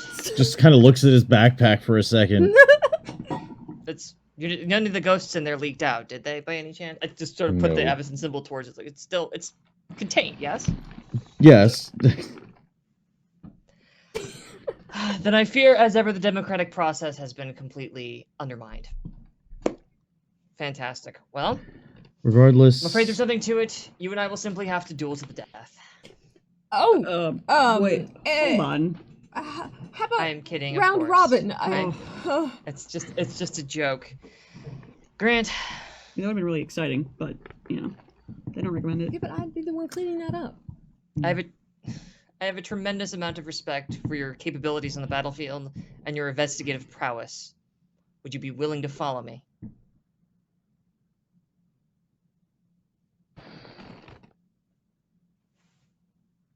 Comport yourself well, and we'll see. I always do. All right, then. We have our answer. I suppose now we simply wait for the captain to return. So, anybody Conveniently, want this to... all took about 20 minutes. As you're wrapping up, the captain walks back around the corner. And says, "So, I assume you have an answer for me, then, yes?" One ethereal vote notwithstanding, yes. It would appear that I will be taking command of this squad. Excellent. And do you have a name for this squad, as Cole had not yet picked one? Yes, I feel that, in honor of our most recent exploits, and the sign of things to come, when I was a midnight duelist, the most important job that I feel never really got the respect it deserved were those that went around the town and lit the torches in the night to hold us fast against the darkness. We'll be the lamplighters.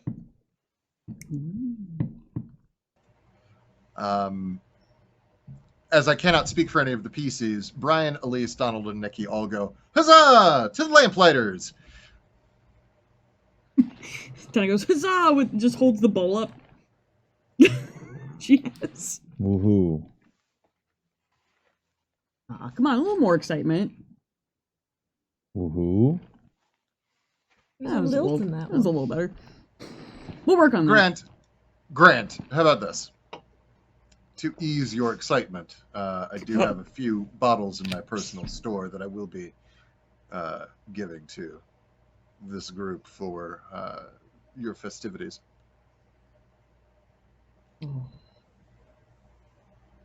Huzzah! Oh, that's a big There we go. huzzah. That was much better. Now then, Cloris, you had asked me a few questions before I left you, and I told you that I would have answers for you. The fact of the matter is, well, there are two facts, actually. One is that I realized that I have neglected to grant you your payment from your most recent mission. So I have that available for you. Lefty, and Lefty comes out.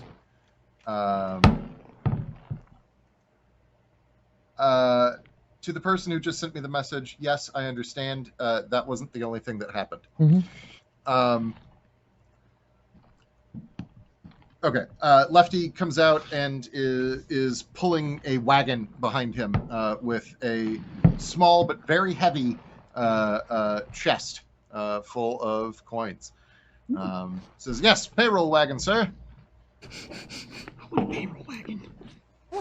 Payroll wagon. So what's missing in modern corporate America Yeah. is the Right? payroll wagon. And it's all in pennies.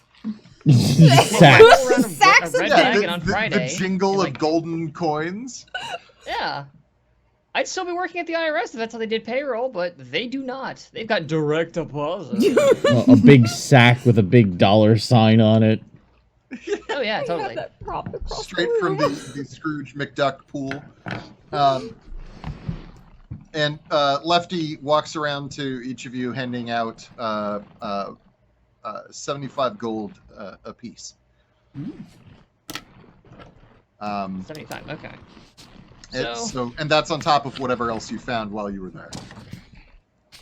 okay, shit. You know what? I'm gonna make a note. We'll talk after stream Yeah, that's totally fine. because I need to now redo some accounting because I'm confused about a thing. But I'll talk to you after. stream. Bookkeeping later. Okay. If your question is related to, but you thought the client also, the client had already. No, paid. we'll talk about it after stream. It is complicated and boring. I take the Okay, 75 that's gold now. I worry about it later. Fine. We will take this nice money. Thank you.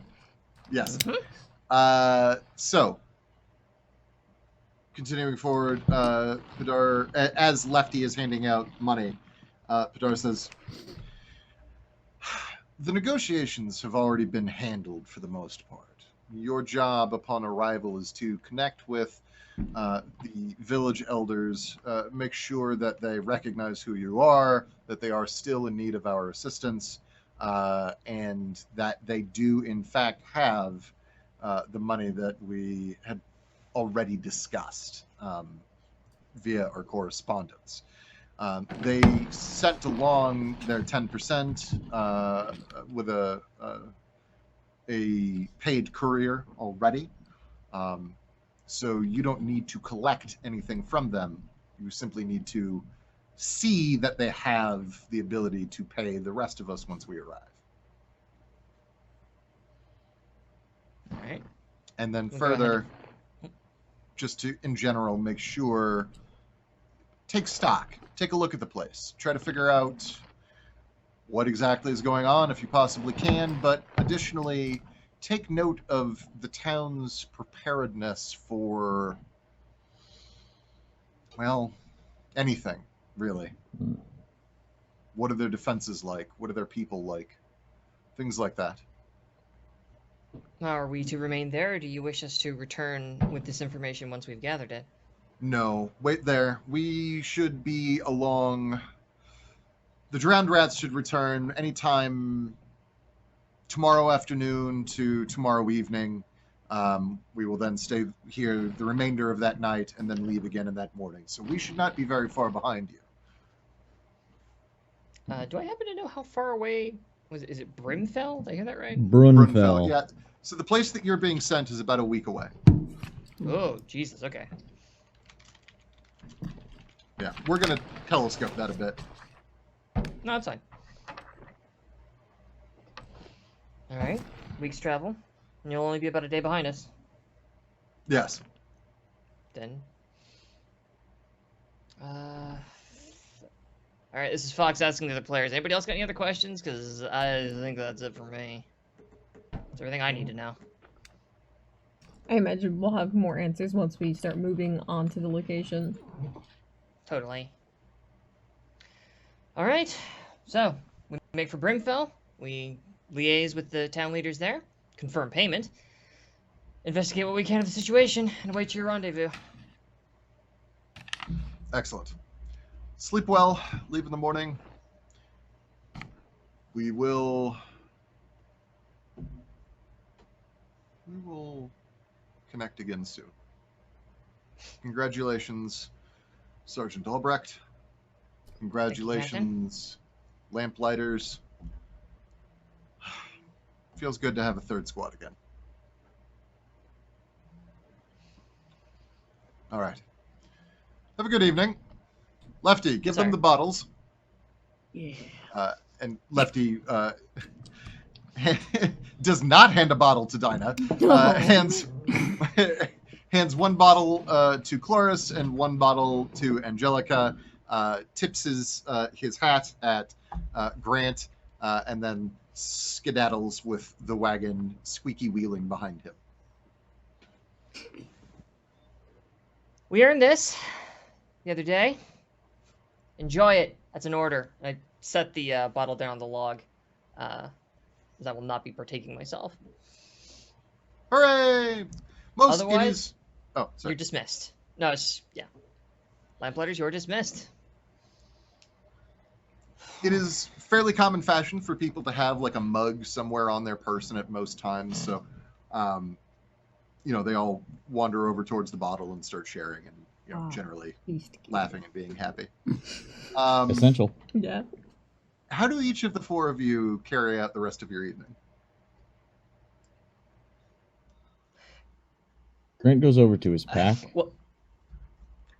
grabs a glass container that's half filled with some kind of like milky white, almost smoky liquid.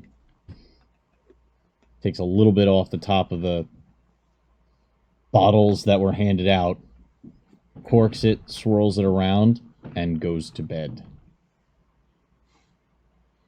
Okay.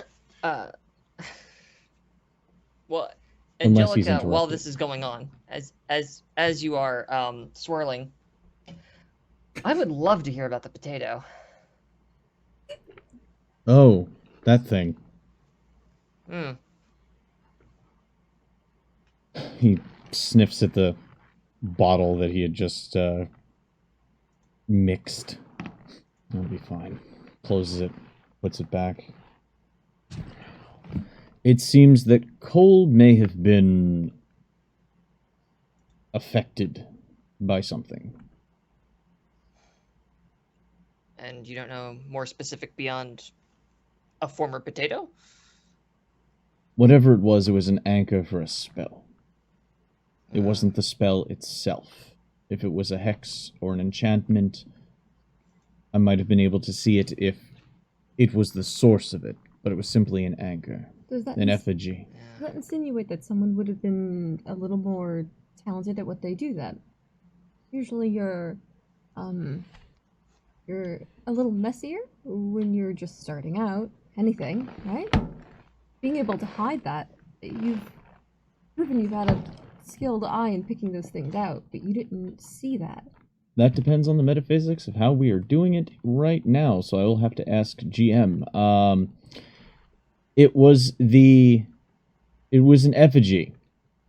It was the anchor for a spell, a hex. It did not come up as magical, though, only when it was destroyed.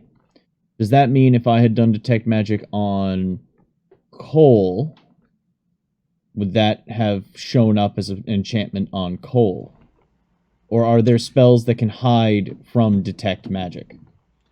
So there are ways to prepare a spell such that it can hide from detect magic. Okay. And there's a couple of different ways. You'd have to investigate further to determine exactly which method this one used. But most likely, whatever masking was done was to the outside of the doll. whereas the actual thing that was holding the curse was probably like a pellet or something like that inside the doll. The potato was made of lead. It is possible to hide enchantments within certain things, even being adept at seeing things can be hidden from them. So I was burning it simply because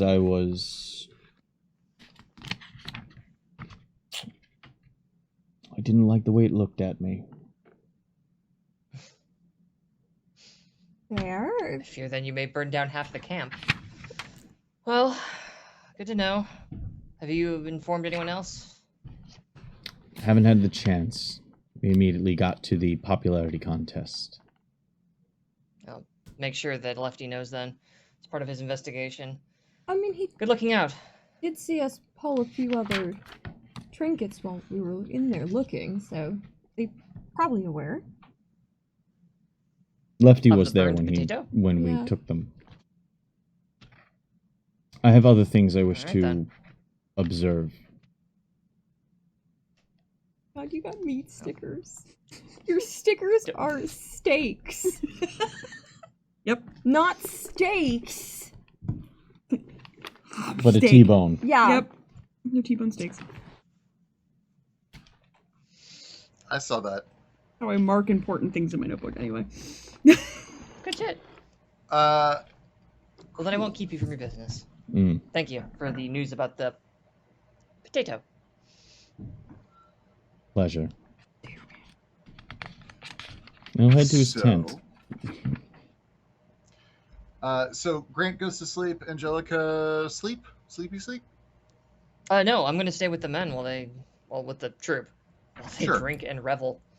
They- Unless they- they all disperse, I will stay with them. They drink and revel for about an hour and a half before each of them realizes that they're actually extraordinarily tired, and Yeah.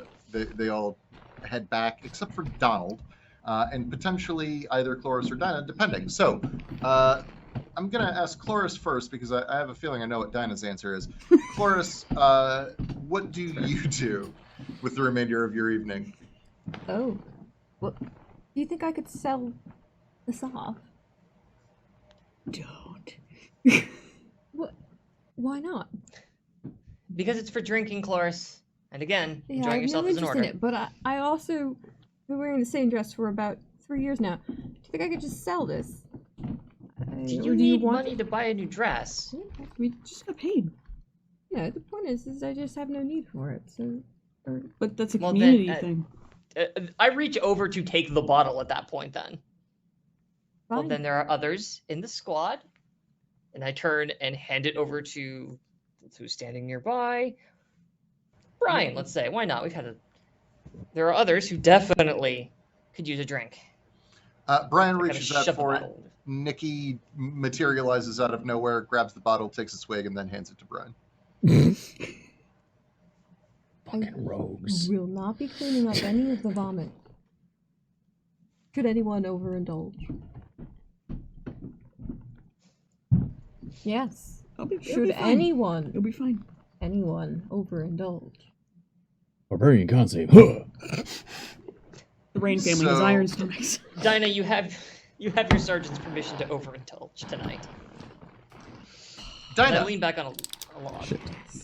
what do you do with the remainder of your evening? So Angelica put the bottle I down will be right back. next to her, right? That's where Yep, Dinah I was just sitting. set it down. Uh-huh.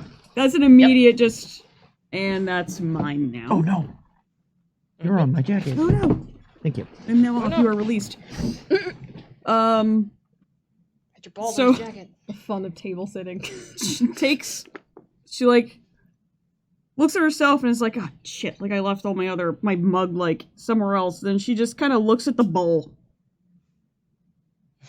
And she takes her water skin out, she cleans the bowl out. And then she fills the bowl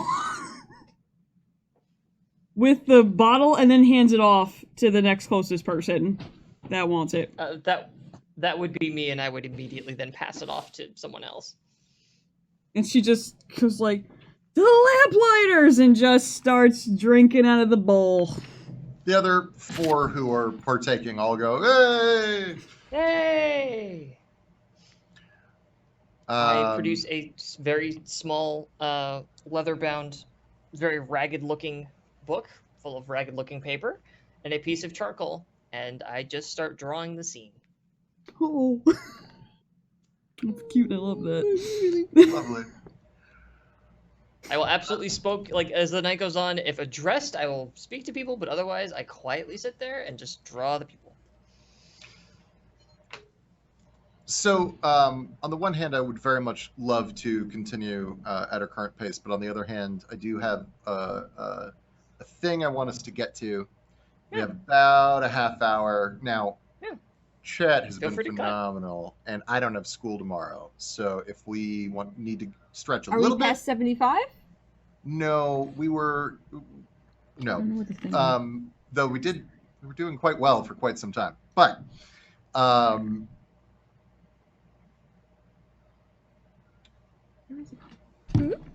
unless someone has something specific. Oh, I'm dumb. No, it's just really small. Unless something has something very specific that they want to accomplish, I would like to get to daylight and being on the road, if that's possible. I believe our grant is nearing. Grant. Yeah, Dinah's just like, it's party time. Takes that very seriously. And Dinah can definitely party, and not only that, Dinah, once done with this party, since everyone here is going to tap out much earlier than Dinah will, Dinah can absolutely find party time with members of the other squad that is currently in camp, as they haven't had anywhere to go for quite a little while, and thus have just been sitting in camp, bored with everyone got paid today. So they're little parties. So Dinah can absolutely party for the remainder of the evening. Cloris, did you have anything that you actually wanted to accomplish tonight? No, but Cloris usually waits until the camps have all quieted down. She has a very hard time sleeping when people are still active. Okay. Yeah, so, I mean... So, Cloris, what are you doing during that time? Just hanging out in your tent or hanging out by the fire? Stay by the fire. She watches people. Occasionally, when people tip over, she might... Here you go. And then go back to the fire. Cloris, while you are just sitting and chilling, because again you have the highest passive perception out of the group. That's how she knows when Mom's been drinking. You drank the milk from the carton. I was 3 miles away. There is a crow that is sitting on top of your tent, actually. That is looking around at everything, but it's not doing the usual kind of sideways looking and sort of jerky head movements that a crow would normally do. It's looking with purpose, surveying the camp. Cloris pulls some food from her pouch and just shuffles her way a little closer. And then just throws it in front of her tent. Ha! And the crow hops down and gobbles down the... You said it was, what, breadcrumbs? Probably, yeah. Pocket tack, you know. Pocket crow food. Tack crumbles. Yeah. They do. Yeah. So yeah, sure. The crow eats basically whatever it was. Yeah. Don't question it.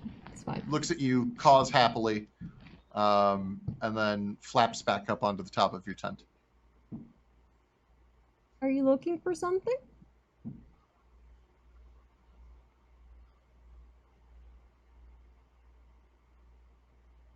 Nods its head perceptibly. Can I help? Hop. It eats it, caws happily again. Person?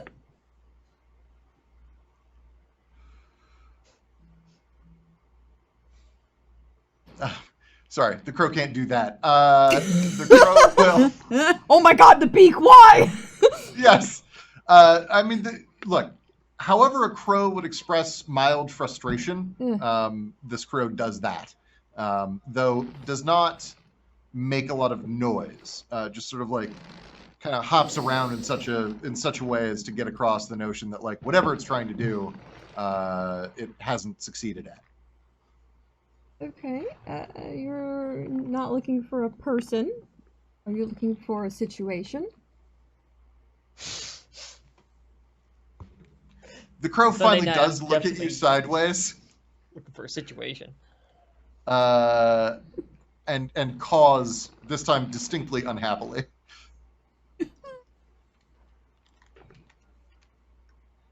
Can you show me what you're looking at?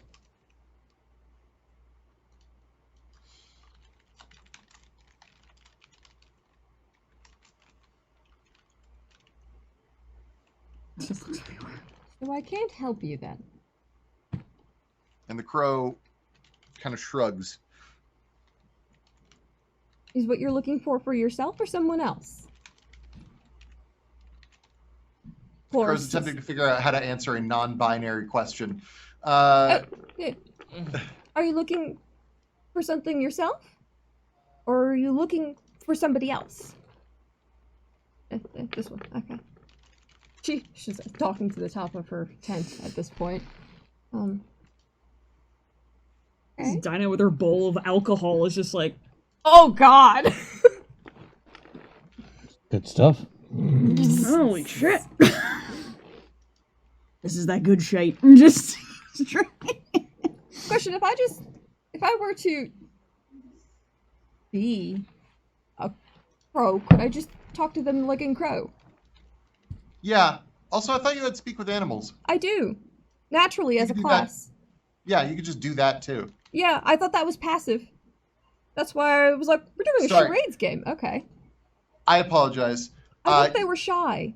In future, if you're using a class feature or something like that, tell me that you're doing so. Because otherwise, I just figured that you were just doing it this way because you were doing it that way. Yeah. I don't know. That's okay. I thought the crow was shy, and you thought that It was a horse- little bit. Yeah. Okay, fair. so if you're using speak with animals, the crow can actually respond to you then. Oh. This is getting really weird. They're just not looking at me now. So, what are you looking for? Someone powerful. Anyone specific? Because I know someone who could probably crush a man's head with their legs. The crow does look over at Dinah and then looks at you and says, it's like challenging one of the guys to like arm wrestle and shit. You Someone- pull down and the whole guy goes. Oh shit!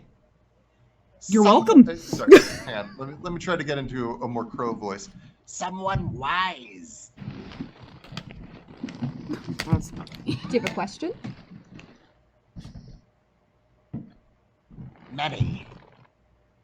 But mostly, I need a master.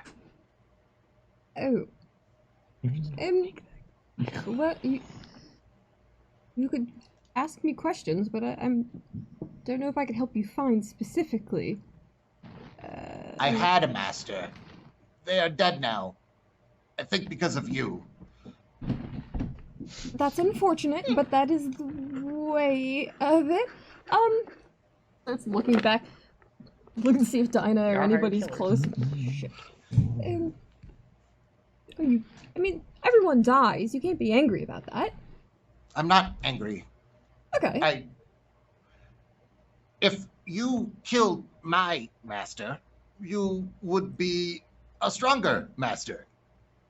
Well, it wasn't just me. I have a feeling it was probably a team effort, and by that rule, then you would be like a house servant. You would serve the house lamplighter.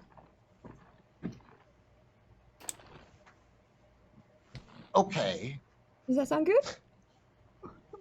I accept your offer.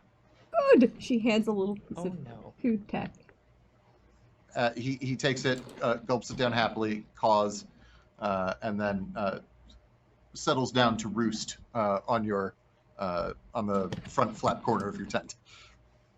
You know, no, they're not going to be superstitious. I'm sure that won't bother anyone.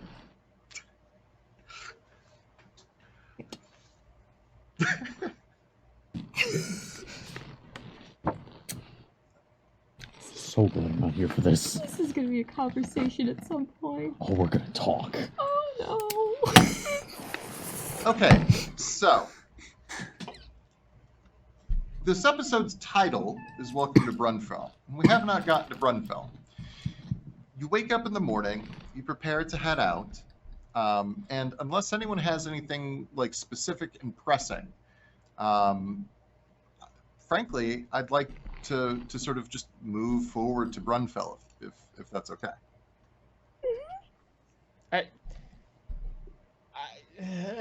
No, it's fine. There's a part of me really wants to address the crow in the room, but So my question to Chloris, do you but tell you've been everyone? saying for the last 20 minutes that we should get going, so like That's okay. I can wait on the crow thing.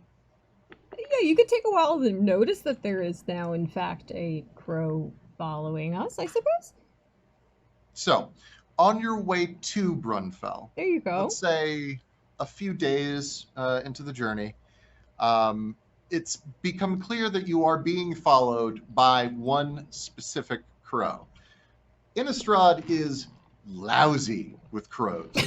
Crows, ravens, ominous and foreboding avians of all types, really. That is a bad rap, I just want to say. Thought we were above Just such things. You're smarter just than all most over the children. place. Bar's very Um, long, though. I mean, I'm not disparaging their intelligence. I'm simply saying that there's a lot of them to the point where, like, you know how there are like sparrows all over the damn place, you know, or in Starlings. some Grackles. places. Okay, sure, grackles or pigeons, depending on your locale. Darlings. menaces. Fucking starling. The true evil. Starlings are evil. I like burbs. I mean, they're not real. They're all government drone. Look, anyway, so Anyway. but there are crows everywhere. But this one particular crow, you can all recognize eventually because it has one white feather on its left wing.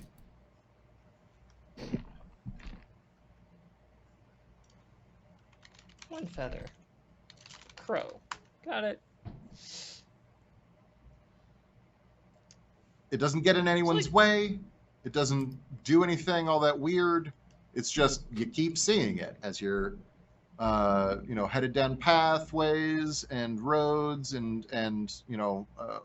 making your way from point A to point B. You just see the same crow over and over.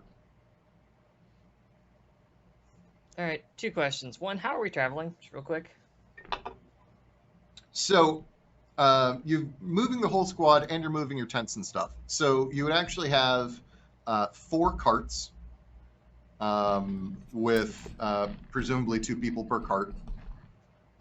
If your squad... No, I have a horse. Okay, then you're on your own horse, and Donald is capable of piloting a cart It's a on his class own. thing. It's important. My horse is important, okay? What's the Everyone- horse's name? Horse is amazing. What do you call your horse when we're on the Give it a road? lick. It tastes just like raisins. By a stroke of his mane, he turns into a plane, but he turns back again when you When get you copyright turn- struck. My horse's name. Sorry. I have assaulted Sorry. Portia with that song on many an occasion, so she's a bit scarred by it at this point. Ooh, that's dirty. My Your horse's turn, name so- is. sorry. My horse's name is Dawnbreaker. I thought you said Occasionally she will Dawn. Dawn would be a very good She name. will occasionally affectionately call him Donnie. He's Dawnbreaker. Oh, oh, My Donnie. horse. So important. Donald is handling one card on his own. Were you to Tazari? No. Were you to gain more members of your squad, which you absolutely can and almost certainly will end up doing, then they would walk alongside or whatever, however it was most convenient. No, yeah, it's in this particular moment. I was making sure it wasn't everybody was walking and I was on a horse. That would be shitty. No, that is not what it says. Fantastic. Okay, that's all. If the crow's not doing anything weird, then all right. Yeah, it's just hanging out. Okay. Grant, I'm going to assume that you from time to time just use detect magic. Yeah, as well as I would have wanted to identify those items at Pulse some tint. point. Yeah. Which can also be done along the way. But if it's, I'm cool with addressing those things if they aren't specifically pertinent to the immediate story at hand. I'm cool with getting on to Brunfell. We could do in bookkeeping later. Yeah. So I'll actually get to those things very quickly. The sword you determine is it is a silver sword of dawn, which it grants a +1 bonus to attacks and damage, and also can cast light 3 times per day. So short sword, long sword, It great is sword, a lousy short sword. sword. Gotcha. Neat. The locket is enchanted with, and unfortunately I forgot the name of it, but it's cleanliness. It is just a locket of cleanliness. It never gets dirty. It never gets dirty, or it can make things clean. No, just the locket itself never gets dirty. Locket of Spiffy. Got it. Okay. Inside it. And then the tiger's eye is you're going to want to write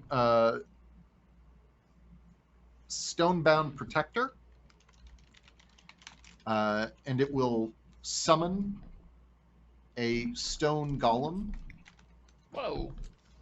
for 3 consecutive rounds that will fight for you or protect you or whatever. You get 3 rounds to do with it what you need before it will then poof. Use item action. Yeah.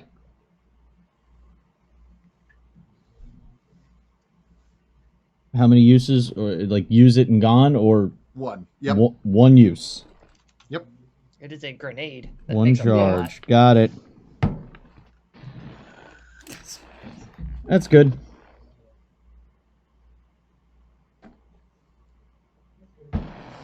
On the 5th day, He rose. I know, like, wait.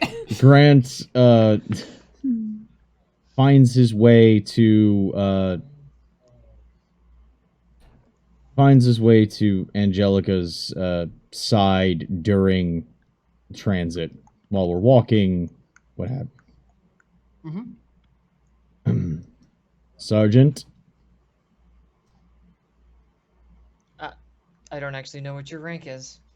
Specialist? specialist. Yep. You bet your Okay. ass it's specialist. Fucking, I don't know, dude. Good Jesus. chat.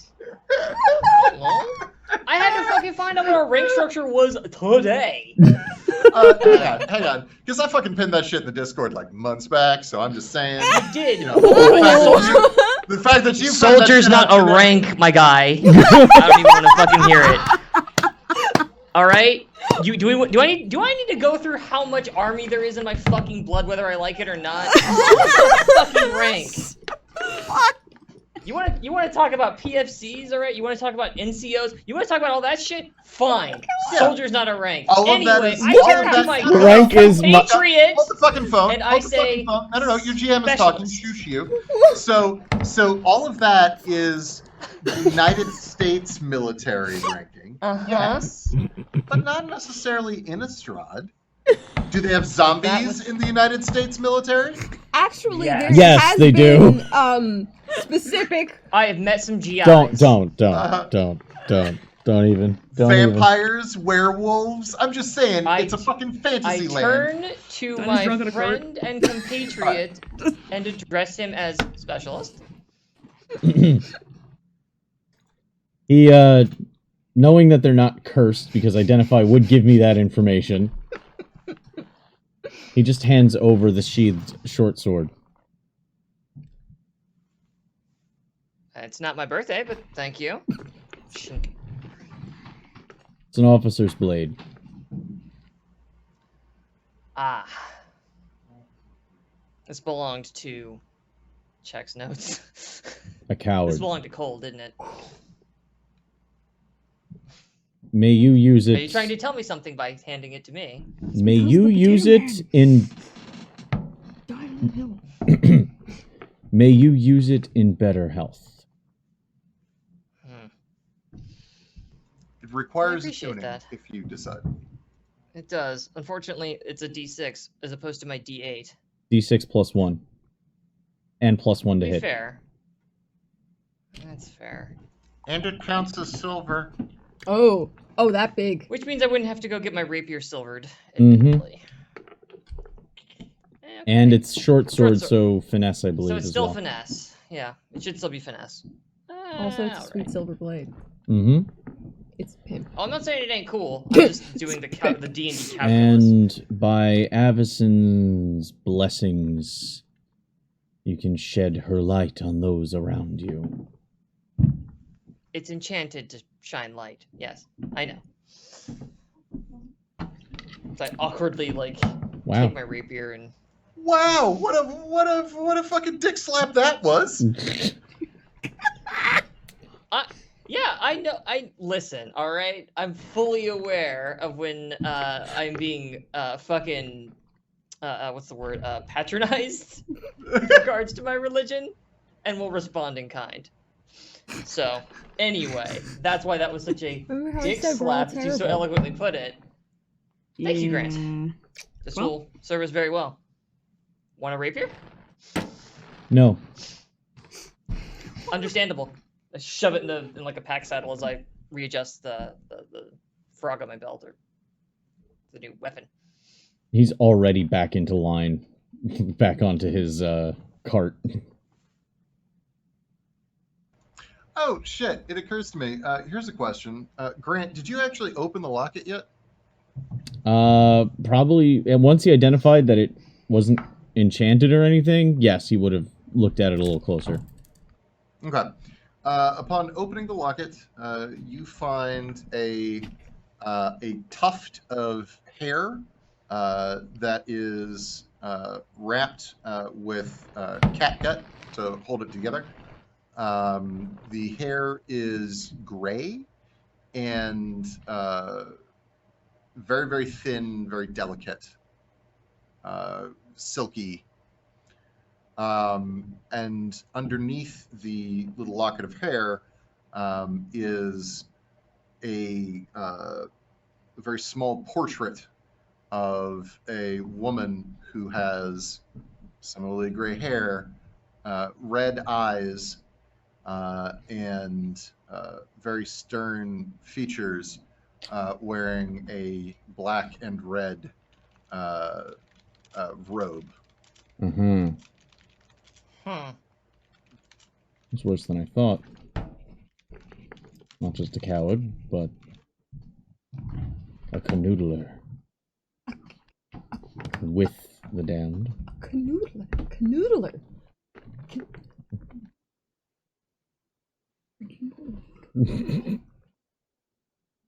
That'll come up later.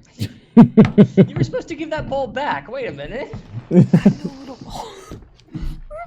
just echoing. I don't know what's happening. Chloris, a canoodler is a Canadian who enjoys ramen. Thank you, everyone, for joining us tonight. It's been a real blast. Check us out next week. It's a Brunfell? Yes. You So don't find noodles there? they do. As And by you noodles. as you arrive, and you can see smoke rising from the chimneys and fires and such in Brunfell, like over the horizon line before you actually get there. But you're able to, like, because of the way the hills are set up on your way in. And I should point out, as you head closer towards Nephalia, the landscape does shift from being sort of meadowland, grass, fields of wild grain, forested areas, groves, things like that. And it begins to get noticeably swampier. There is much more moisture both in the air and in the ground. The pathways become muddier and more difficult to traverse. And the trees become sparser and often do not have much foliage. The landscape in general is much less inviting this direction. There are patches here and there of what you would consider to be like sort of healthy farming land. And once you're within visual range of Brunfell, you can see that for the most part, the town is on a larger one of those patches. But it's not very far away from the town's front gates, for example, that everything turns to, mud and twigs and sticks and just general brackish bullshit. Our main export. Brackish bullshit. Yeah. Yep. Brackish bullshit. Clap, clap, clap, clap, clap. As you get closer, though, one thing that is nice is that the dirt/mud roadway that you're on turns to a pavement bricks, so that at least within the vicinity of the town, it's much, much easier to travel. You get up to the gates, and the town itself, which you can see as you're rolling up, is it is a larger to medium-sized town, and by that I mean that you can see remnants of what the town's borders used to be, and at its height, this town must have been as large as any of the regional capitals are today. But at this point, most of that has fallen into disrepair, leaving a large area of ruins around a much smaller but reasonably well-maintained village that is looks like maybe there's several hundred people there, as opposed to these several thousand that were there at one time. Is there a new? Well, I'm being presumptive here, but considering where we are, do they have a wall around like that outer like ghost town area, or is there one that's closer into where people live now? So it looks as if some of the near ruined buildings have been sort of stripped for parts, and there is pardon me, a sort of a flagstone wall that has been erected around the inner active village, separating it from the rest of the ruins. It's not very tall, but it is at least made of stone, and that's nice. And the town does have like a proper wall that you actually will run up to, with a large wooden gate and a few soldiers standing on a parapet at the top, who, as the four of your wagons roll up, one of them will shout down, "Who goes there?" We're here on behalf of the... Oh, God. Notes. We're here on behalf of the Errant Wing. We come in response to summons. One moment. And the person who yelled at you says something to the person who's standing next to them. That person runs out of sight, and you're waiting here for about 10 minutes. Which I check with my pocket watch. Yeah. Not exactly spry. Let me see here. Because you have about 10 minutes, I will allow anyone to make an active perception check if they would like to sort of take a look at the area. Sure. Why not? Perceive. Wait a second. That was dumb. Oh my god. Ah! That's a hot natural 20, baby. Nope. Fucking wall. You need to be taller.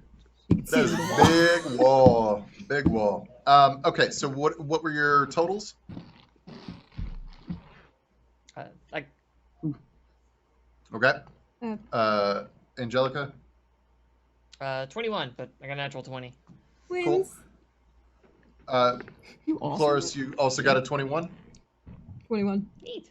And did you roll a 20 as well, or just got a 21? No, I rolled and then I have an additional 6 on top of it. It wasn't Right, as yeah. fancy. Yeah, because you have a real score. And then, Wow! Do not cause the seeds of discontent. That's not. Nope. Not me. You. and then I'm sorry, Dinah, you said you got a what? 13. Coolsies.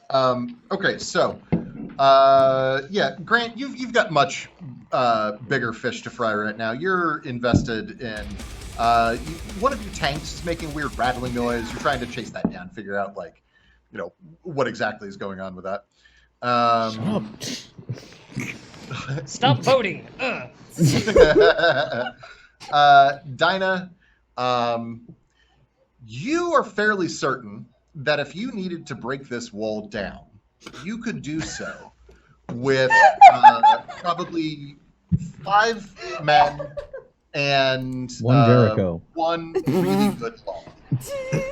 And one what, Dad? And one really big log. Hashtag just Dinah thoughts. Can I just get that Twitter account where it's nothing but Dinah's inner monologue occasionally? It's definitely like a drawing in crayon.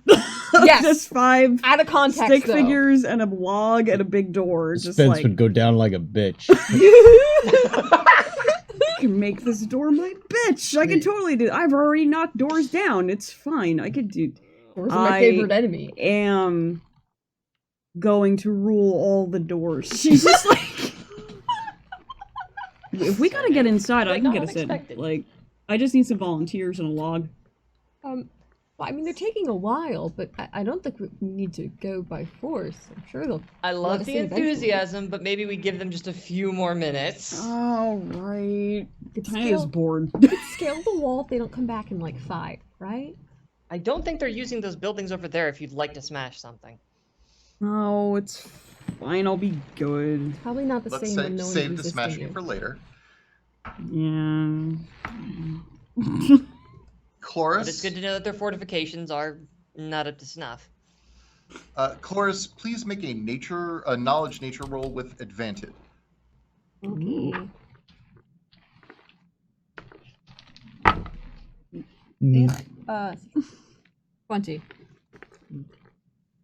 looking around, really- first at the wall and then at how Is it that connects gold? to You the ground around it, and then really looking at should've the gotten the yin wildlife as and the well as the yang. trees, you realize that this area looks like it's home to a number of fairly poisonous plants that could potentially be harvested for use.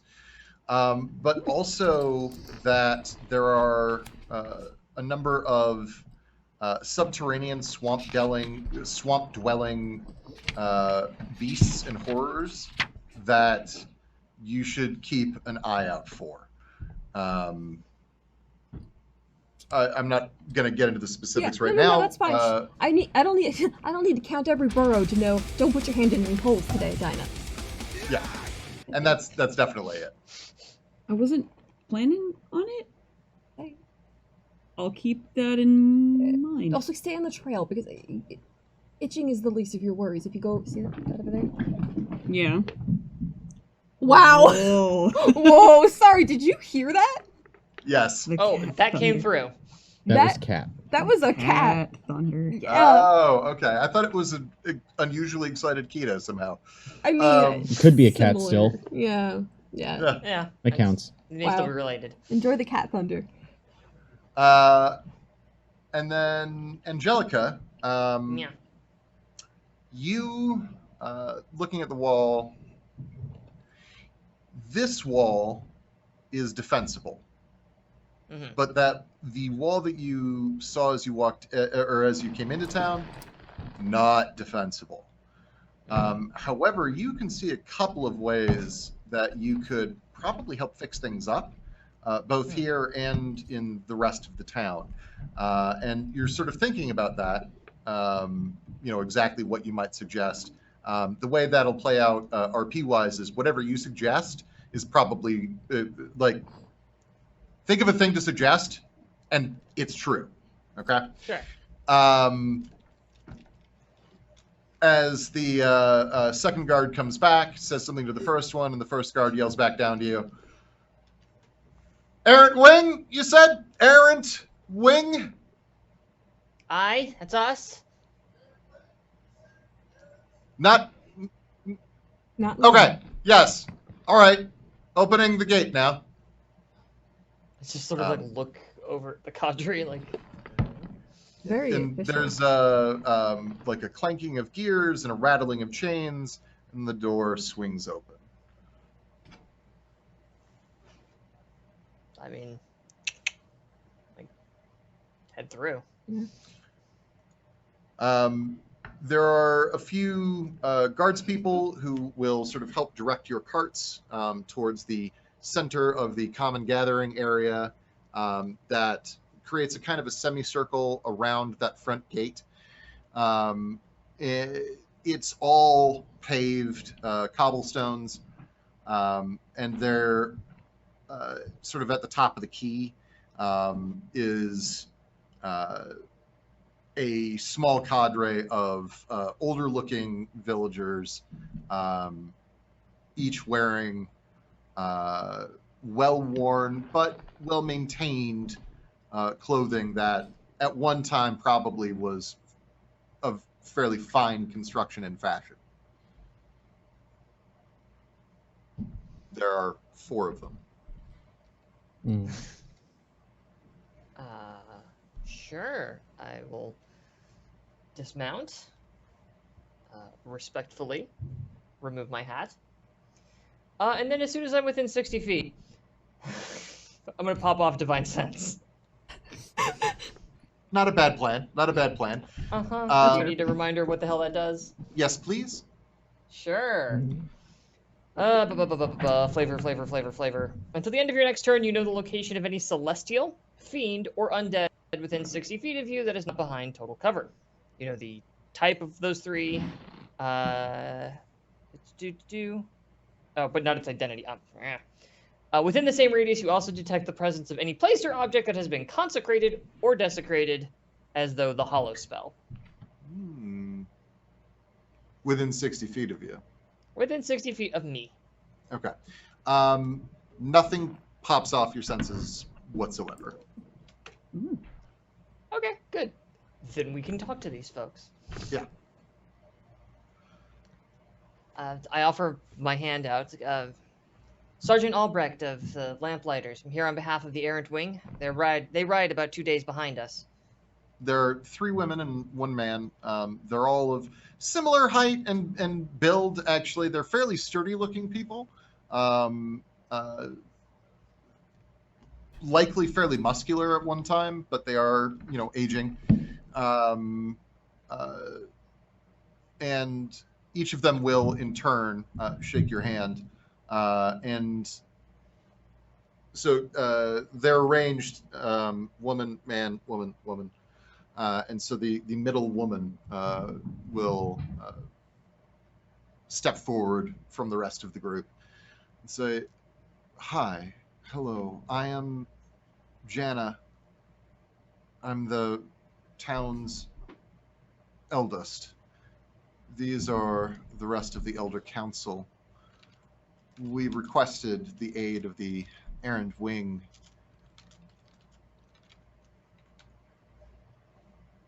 Well, good news. You have them. We are here to...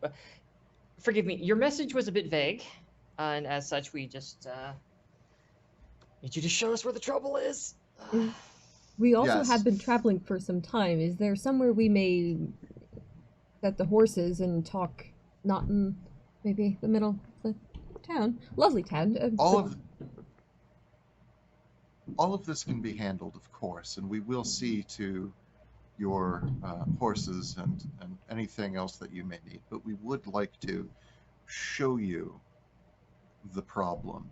We had to be careful in our communication as we had several messengers intercepted and then returned to us in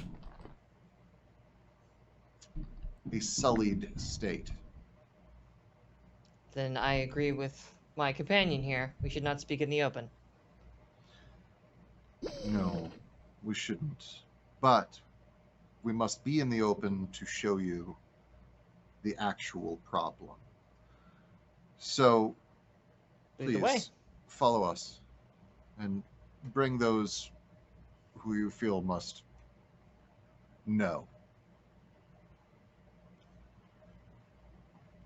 I mean, yeah, like, I hunk my head this way and obviously, like, at the 3 of you. Indeed, Grant specifically, I just kind of, like, meet your eyes and they very, like, be on the lookout for weird magical shit, please. You know,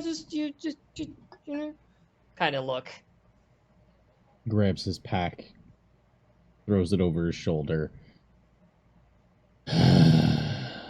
Lead the way.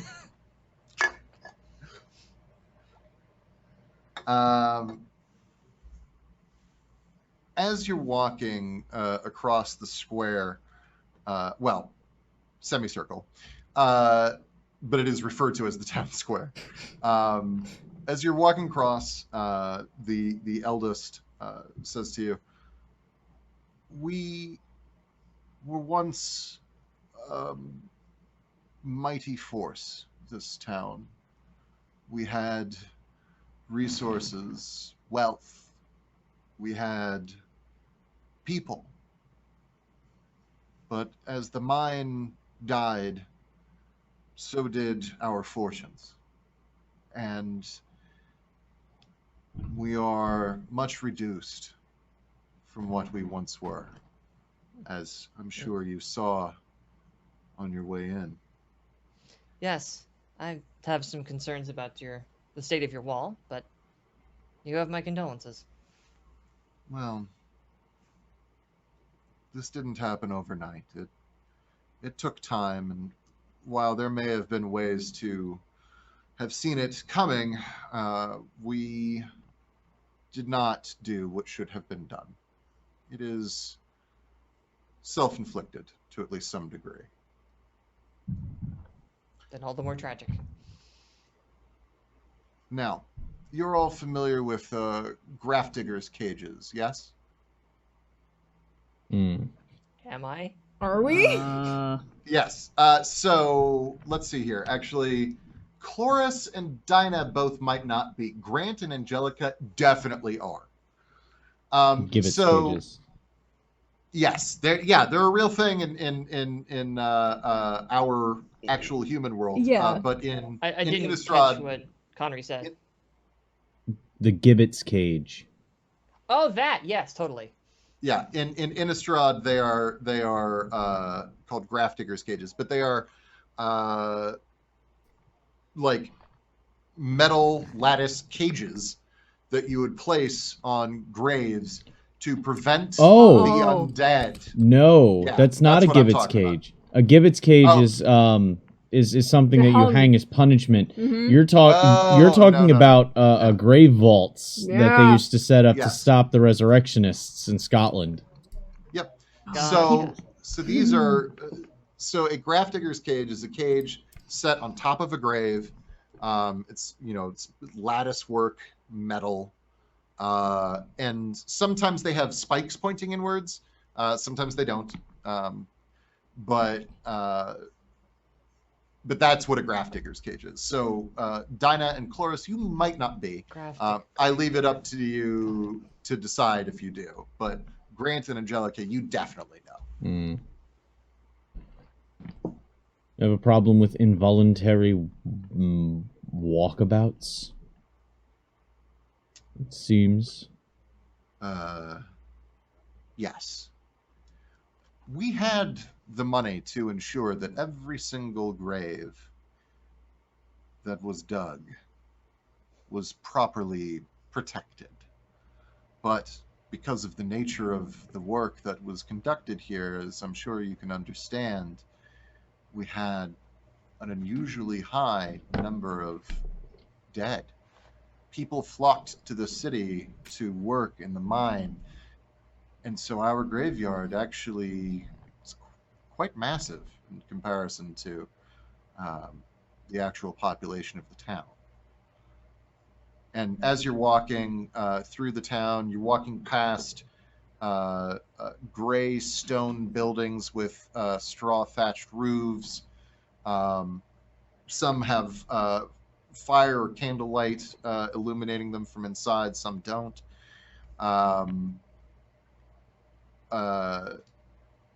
There are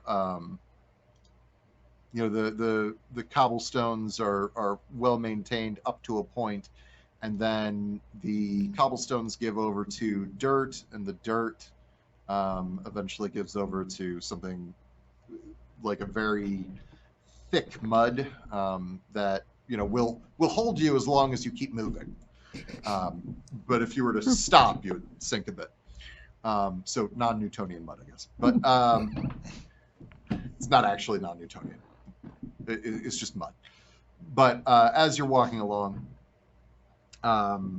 you can see signs, pointing to different points of interest within the town. One says, marketplace this way, tanners that way, graveyard that way. And you come around a bend in the path that leads to a copse of trees, and all of this conversation is happening as you're walking, and you walk through the trees, and then are met with the graveyard. It is surrounded by an aged wrought iron fence with large black spear-headed spikes up top, and it is otherwise barren of any vegetation. Rows upon rows upon rows of squat, flat, plain-looking headstones, numbering in the many hundreds, maybe thousands, each one with its own cage, and each cage upturned, and the earth beneath it blown outward. with pebbles and rubble and dirt spread around each now empty and steaming hole. They broke the hinges off the cage. The eldest comes. The eldest replies,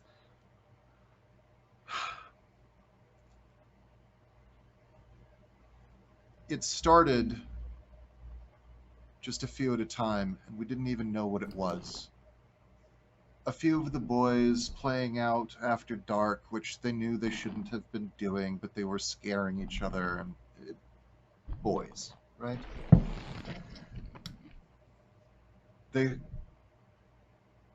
They heard what they told us was a cannon. We knew it couldn't be. We're not at war with anyone. But every night for the next several weeks, 2 or 3 or 4 bursts in the night. And it wasn't until a week had passed that anyone thought to thoroughly check the graveyard. See, the ones nearest us where we stand now weren't the first ones to go. This graveyard goes for quite some ways, and not everything is visible from the front gate.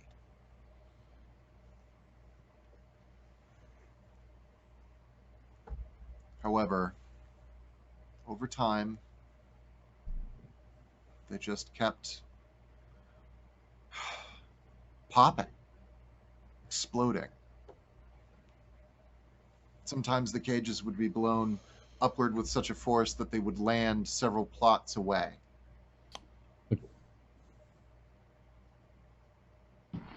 Havison's name. GM Yes. question. You mean Yeah. the lids of the coffin of the cages are getting knocked off? So the cages don't go like all the way into the ground. Oh, Oh. they do. They actually do. The way they're designed, they're supposed to. Like, it's a cage you set into the grave, and then you put the coffin in, and then the gravediggers pour the dirt in on top. So you're not Sure. burrowing. Like, Yeah. So in this particular case, yeah. So they so in this save particular cost case- materials. Well, they cheated Cut people then. corners. Yeah, that's... Regardless, so the cages are being like pulled out of the ground with force and upended as the dirt is also exploding outward, according to this person's description. Well...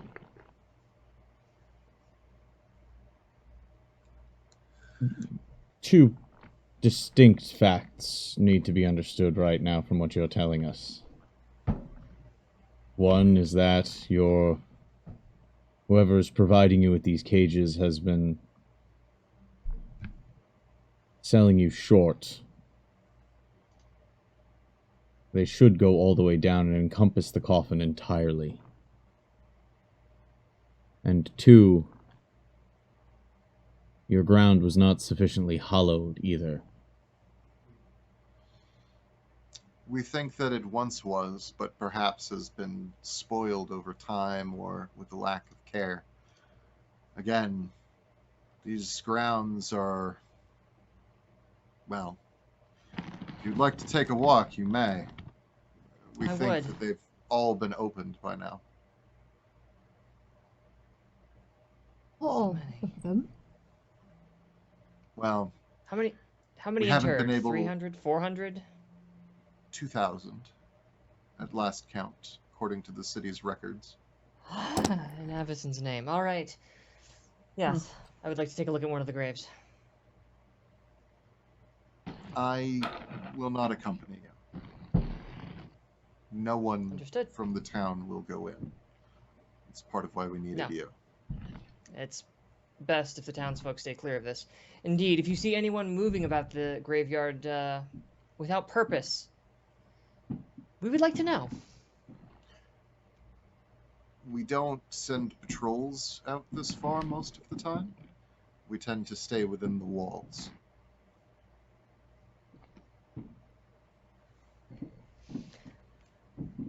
see. All right. Thank you. We'll Yes. begin our investigation from here, unless any of you have further questions for Chuck's notes. Jana? Lady. Jana, thank you. Unless you have any further questions for Jana?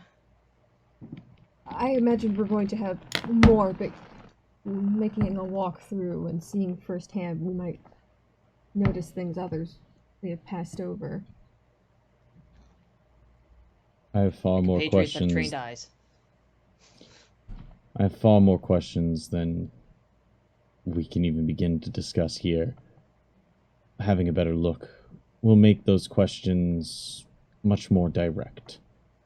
So later, hide in your walls. We'll take care of it from here. Thank you. Yes, thank you. We will. Thanks. Okay. What do you Yeah. mean? I can't- Double checking for SAS. SAS detected. Moving forward. I just offer a very soft smile and just the kind of like, we know, but don't worry about it. Yeah. we will see you again inside the walls, and we do have a meal prepared for you for this evening. I hope you like quail's eggs. We have a lot of them. I'm sure they're delicious. Horse's green eyes kind of flutter about, looking to see if she sees our new friend, the bird, anywhere. Yeah.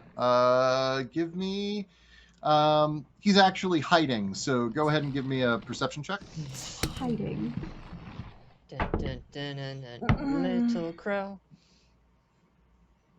Would be a 9. It is a 9, but speak with animals is telepathic. I mean, sure, but I don't think speak with animals is also detect animals. You have to see the animal for Yeah, I speak think I to think work? you need line of sight. Not sure. It's usually just a feature listed, so it doesn't go into as much detail as I would like. Here's what I will say. You do not see the crow, and if you attempt to communicate with the crow does not respond. Fair.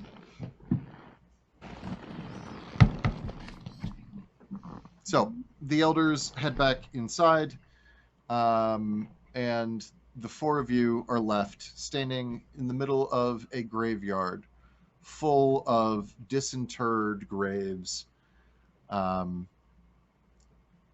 upturned soil, misplaced headstones, and wrought iron cages littering the ground around you. There are tree toads making noises in the swamp around you. There is foxfire visible at the edges. But this is where we will end episode 1 of Innistrad's Irregulars. Oh my god. Fanfare! That's gonna be a thing. That's a That's problem. gonna be a thing. Guys, that's a lot of zombies. Target rich It's one- environment. It's one Get me a log. really big one. Oh, yeah, it's just Attack on Titan now. Yeah.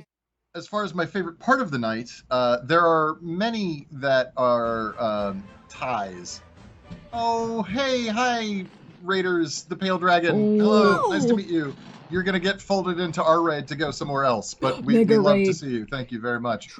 As we are currently wrapping up. But my favorite part of the evening has not, in fact, happened yet. I just got a paper cut. Oh no. And this scene would be, if this were a movie, would be filmed in black and white or sepia tones to make it clear that it actually happened sometime in the past. As it starts in a black, a field of black, and then a loud exploding sound, the force of TNT or something along those lines, creating a boom that is audible inside your skull. And the vision clears into a starry night sky. Bits of tangled and twisted metal at the periphery, and you are lifted out of a 6-foot deep hole in the ground.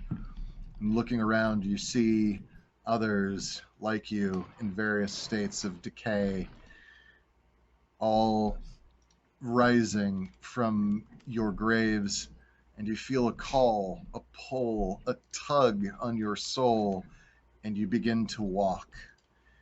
And you walk, and you trudge through the solid ground of the cemetery, through a breach in the wrought iron fence, through the slushing mud just beyond it, and then you are pulled towards one individual standing high on a stone altar made of marble that is rising out of a pool of black and dirty water. And they are holding a bright gem, a smoothed orb of gemstone in their hand, and you feel a need to do whatever this person tells you to do. You are ordered to march. You do not know where you are marching to, but you follow those directions and will do so endlessly.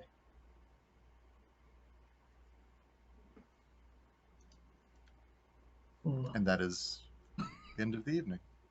So thank you very much for all of you who came out to hang out and chat and generally be awesome.